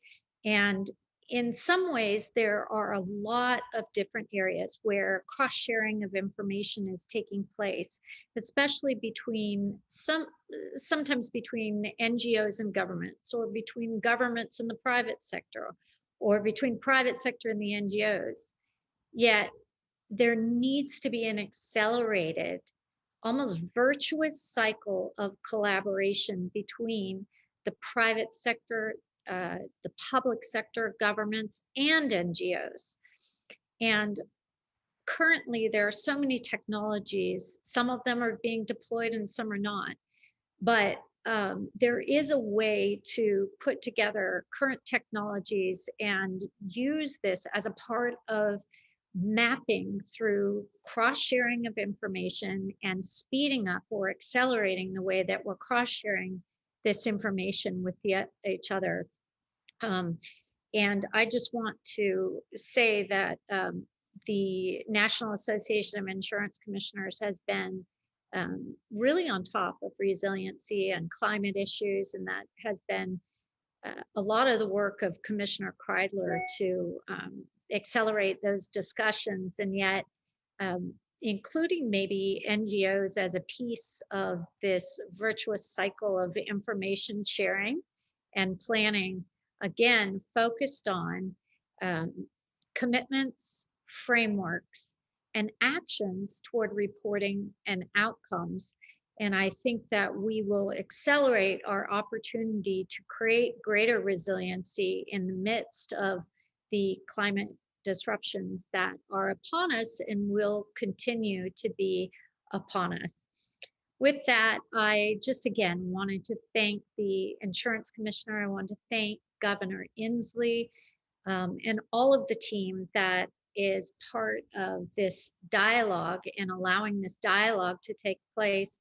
And I hope that Commissioner Kreidler can continue to be a person who is training and developing and leading all these future leaders on this is what organizational courage model looks like. And that is something that we applaud and appreciate being a part of the conversation. So thank you. Thank you, Ms. Bond. And finally, State Representative Joe Fitzgibbon of Washington's 34th Legislative District is here to round out our speakers. Representative Fitzgibbon will discuss a new law to accelerate the state's greenhouse gas reduction efforts. The goal of that legislation is to meet net zero emissions by 2050. Welcome, Representative Fitzgibbon. Good morning, everybody. My name is Joe Fitzgibbon. I'm a Washington State Representative. I represent Washington's 34th Legislative District in West Seattle, White Center, Burien, and Vashon and Maury Islands. I also serve as the chair of the House Environment and Energy Committee in our Washington State Legislature.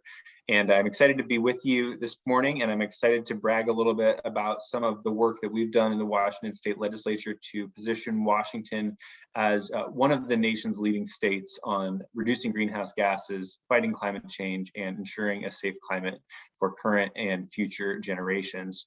You all know well the impacts a changing climate is having on our communities. Of course, in Washington, we experienced by far the hottest temperatures we've ever experienced here. On June 30th of this year, it reached 108 degrees Fahrenheit in Seattle, which is considerably hotter than it's ever been before. But that's not the only extreme weather event that we've experienced. We've seen devastating flooding in the southeastern and northeastern United States. We've seen increased frequency and severity of hurricanes. We, of course, have seen far more severe wildfires in the western United States, including in Washington, than ever before. And it was only just about a year ago that we experienced 2 weeks of hazardous air quality in Washington because of wildfires across Western North America and Eastern Russia. So the impacts of changing climate are not in the future, they are upon us already. And the only silver lining that I can find in that is that it has catalyzed the Washington State Legislature to take the most aggressive actions on climate change that we have ever taken in the 2021 legislative session. It's not the very beginning of our climate work. In 2019 and in 2020, we had some important climate breakthroughs. In 2019, we passed the nation's first building performance standard for large commercial buildings, requiring that they reduce their energy use to the most efficient level that they can. We adopted the nation's strongest clean electricity law at that time, requiring that all of our electricity come from non-emitting resources by 2045, with some significant benchmarks along the way, including total phase out of coal power by 2025. And carbon neutral power by 2030. In 2020, we passed some additional important steps, including strengthening Washington's greenhouse gas targets or goals to align with what current science tells us we need to achieve in order to provide for a safe climate into the future, including a goal of net zero emissions across Washington's whole emissions portfolio by 2050. We also adopted new standards requiring more electric vehicles be sold in Washington State. But in 2021 is really the biggest year that we've had yet. And I'm excited to talk to you about the landmark laws that we passed in the 2021 legislative session. First is a law that we passed significantly ratcheting down the use of hydrofluorocarbons. Hydrofluorocarbons are a gas that's one of the most powerful greenhouse gases known to man. It's primarily used in refrigeration. It has some other industrial and chemical applications as well, including as a propellant and a foam blowing agent, but the place that it's in the greatest use is in cooling systems like refrigerators and air conditioners. Washington became the second state after California to require that all air conditioners in our state, phased in by product category starting in 2023, phase out the use of these extremely powerful greenhouse gases and move to more climate safe alternatives, which do exist, but which are not fully on the market yet because we need more states to join Washington and California in requiring the transition to these safer alternatives. That builds on work that we did in 2019 when we required phasing out of these chemicals from from refrigerators, particularly large commercial refrigeration systems. Also, as a part of this law, we require that operators of large cooling systems like commercial refrigerators check those systems for leaks, because those leaks are really when hydrofluorocarbons get into the atmosphere. A molecule of a hydrofluorocarbon can be as much as 10,000 times more powerful of greenhouse gas than carbon dioxide, and the global warming potential of that 10,000 times greater impact is heavily front-loaded in early years. So as we look for ways to reduce the immediate impacts of a changing climate, addressing short-lived climate pollutants like hydrofluorocarbons and methane needs to be a big part of how we, in the near term, avoid the severe weather events that we're seeing increasing frequency and increasing severity over the past couple of years. So that was a great step forward. Another major step forward is a law that I have been working on for many years that we've passed out of the House of Representatives several times, but not quite made it out of the Senate ever until this year. That is a low carbon fuel standard. This is a policy that's already in place in California, in Oregon, and in British Columbia. It requires the largest sector of greenhouse gas emissions in Washington and in most US states, which is transportation fuels used on road, gasoline and diesel in particular, to gradually reduce their greenhouse gas output over time. And it doesn't say how, it doesn't say what technologies we're going to be replacing gasoline and diesel with, although in California and in Oregon, the most successful fuels have been things like renewable diesel produced from canola oil or soybean oil, ethanol produced from corn and from forest waste products, and electricity used to power electric vehicles. All of those technological solutions used for transportation fuel are cleaner than gasoline and diesel. They're all incrementally incentivized by this policy, which requires that the producers of fuels that are dirtier than the standard for that year, which in almost all cases is going to be producers of gasoline and diesel fuel, either clean up their fuel by mixing in alternatives that emit fewer greenhouse gases, or acquire credits from producers of those fuels. So it may be that an oil refinery can mix in more renewable fuels to the blends that they supply to fuel suppliers, or it could be that they go on the market and that they acquire credits from an electric utility or from a biofuel producer or a renewable natural gas producer. This policy has driven enormous innovation in the other jurisdictions that have it in place. It has helped to break the oil industry's monopoly over transportation fuels in those places. And it's a really critical step for us to decarbonize, again, the largest emitting sector in our state, which is on-road transportation fuels. Finally, the policy that really serves as the backstop to all of our other greenhouse gas policies is something we refer to as the Climate Commitment Act. This adopts a firm legal cap on Washington's greenhouse gas emissions. It lowers that cap over time in order to achieve Washington's greenhouse gas targets.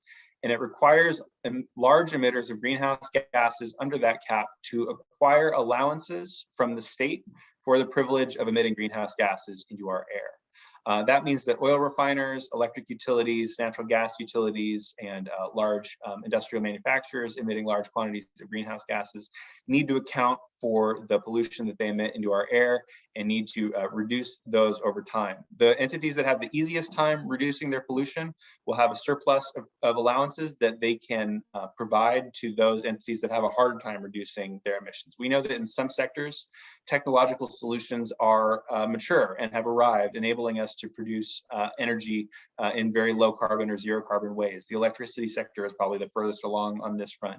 In other sectors, like the industrial sector, those solutions are not necessarily as close at hand. Those sectors will be more in need of allowances into the future than sectors like electricity generation. We expect this program is going to generate a lot of dollars for the state to invest in a transition to the clean energy economy. Because of the auctioning off of those allowances, we think that that could bring in as much as $800 million to $1 billion per year by the time the program begins operation in 2023. So with these three laws, we have in place a policy to phase out the most powerful greenhouse gases known to man. We have a policy to decarbonize the most polluting sector in our state. And we have a backstop policy ensuring that Washington achieves our greenhouse gas targets by capping pollution and reducing the cap over time until we achieve net zero greenhouse gases in the year 2050. Our work is not yet done on climate change. We have much more work to do. We will continue work in the session to come to decarbonize residential buildings, which are the largest sector that we don't. Now that we have a transportation policy in place, residential buildings are now the largest sector where we don't have a policy in place. We have more work to do to integrate greenhouse gas reductions into local governments' land use plans, both in terms of requiring land use plans to reduce those emissions by channeling development into places where the infrastructure exists to support growth and where people have more ability to get around without use of a single occupancy vehicle by utilizing modes like transit and walking and biking. But integrating climate planning into land use planning also involves anticipating a changing climate. Maybe that might mean reduced development in floodplains. That might mean reduced development in areas that are prone to fires, or reducing development in places that are subject to sea level rise. This is an important way for us to reduce the risk to communities that unfortunately won't be avoided because we deferred our taking action on reducing emissions for so long. But a lot of costs can be saved by planning for those impacts and ensuring that development is taking into account those potential impacts in the future. So like I said, our work is not yet done. We will continue to push for climate smart policies in the state of Washington, but our greatest challenge today is to ensure that the great policies that we passed in 2021 are implemented successfully so that other jurisdictions around the United States and around the world will look to Washington as an example for how we can achieve greenhouse gas reductions in a smart, cost-effective way that's supportive of our economies and supportive of the communities most impacted by a changing climate. So thanks again for spending some time hearing about Washington's climate progress today. Thank you for your work helping communities adapt and anticipate the impacts that climate change is delivering to our doorstep in greater number each year. And please hope you'll continue to join me in fighting for the climate progress that we need to keep current and future generations safe. Thanks so much. Thank you, Representative Fitzgibbon. And now Commissioner Kreidler would like to leave us with some parting thoughts. As we heard from so many people today, climate change demands immediate action. This summer, Washington State experienced record-setting temperatures for days caused by a heat dome. And in the Pacific Northwest, extreme heat can lead to deaths. Estimates are in the hundreds from British Columbia to Oregon. The extreme heat was coupled with drought conditions that exacerbated wildfire risk. We got lucky with our wildfire season this year, but luck runs out and we can't get caught unprepared. I want to extend sincere thanks to all of our speakers. They covered widely varied topics and left us with some takeaways. Microsoft talked about the company's view on the difference between a promise or a pledge and actually implementing it. Rob Johnson with Climate Pledge Arena showed that with some imagination and teamwork, ambitious ideas are not out of reach if we change our expectations of what is possible. Amazon explained how the company is making grants available to use the cloud to study data related to climate change. I encourage any students and scientists to take advantage of that opportunity to provide the world with not only more data, but with actions to improve it. Dr. Anthony Lesurowitz said, scientists agree. It's real, it's us, it's bad, but there is hope. My hope is that all of us found at least one takeaway from Climate Summit 2021 that can galvanize action. Thank you for joining us.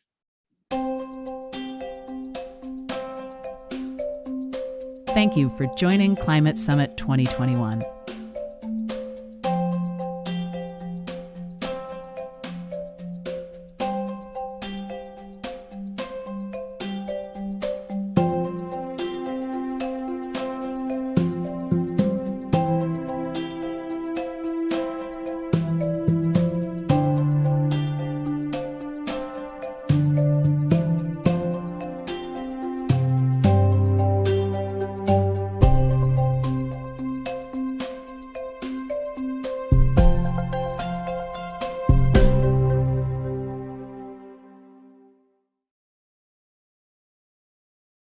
Thank you for joining us. You can watch the presentations again at any time. They're posted to the Office of the Insurance Commissioner's YouTube channel.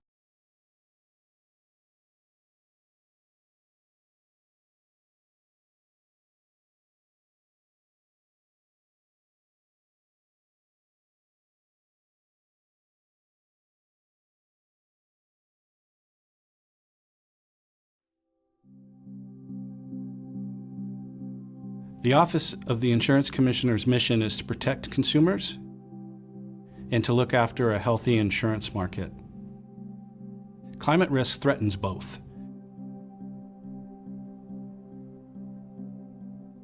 In Washington State, fire is a very major factor.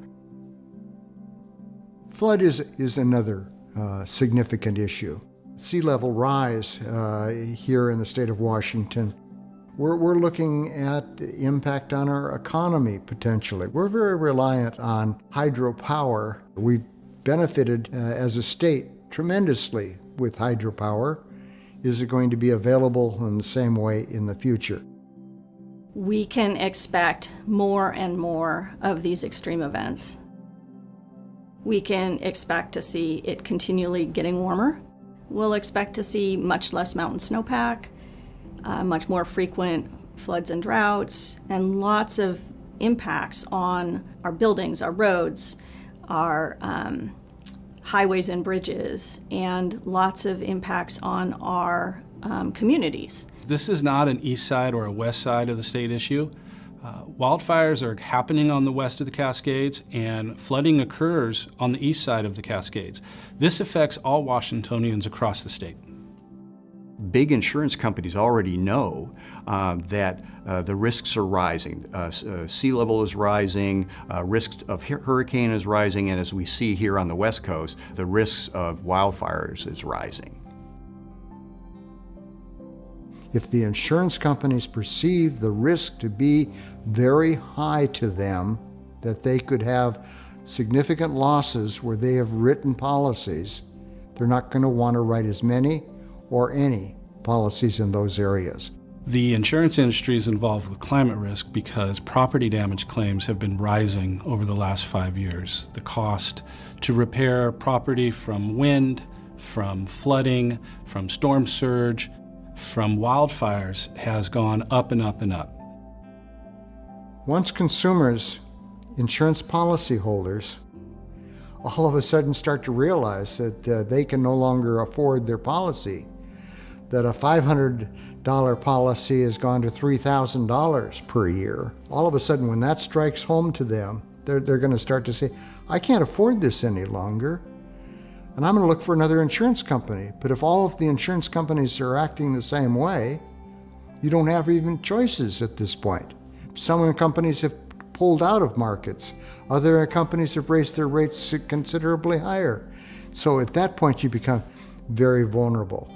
The insurance buying public wants to know that insurance is going to be available and affordable to them when they need it.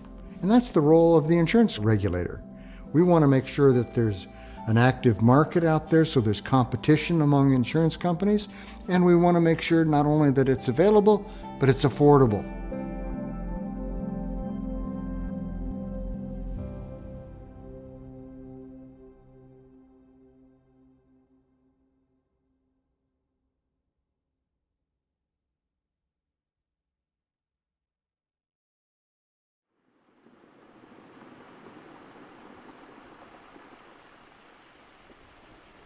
I've seen the changes in places that I used to go that aren't there anymore because they've washed away or the water has risen.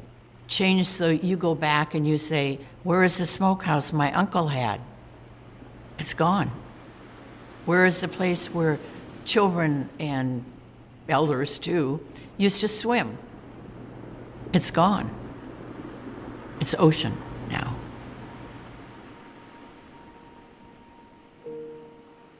What can we do to impact what's happening? We recognize that negative impacts are occurring. They're going to occur more frequently. They're going to be more devastating. They're going to have a deeper impact on us and our lives in the future. What can we do to impact that? The most important things I think that individuals can do to make a difference on climate change, the first one is really simple. It's talk about it. Most people don't talk about it. And I mean talk about it with your friends. I mean talk about it with your colleagues. I mean talk about it with your communities, in your church. I mean talk about it with the politicians you elect. I mean talk about it with your city council. Everywhere I go, people are really worried about this, but they're not really talking about it. So it's hard to deal with something if we're not talking about it.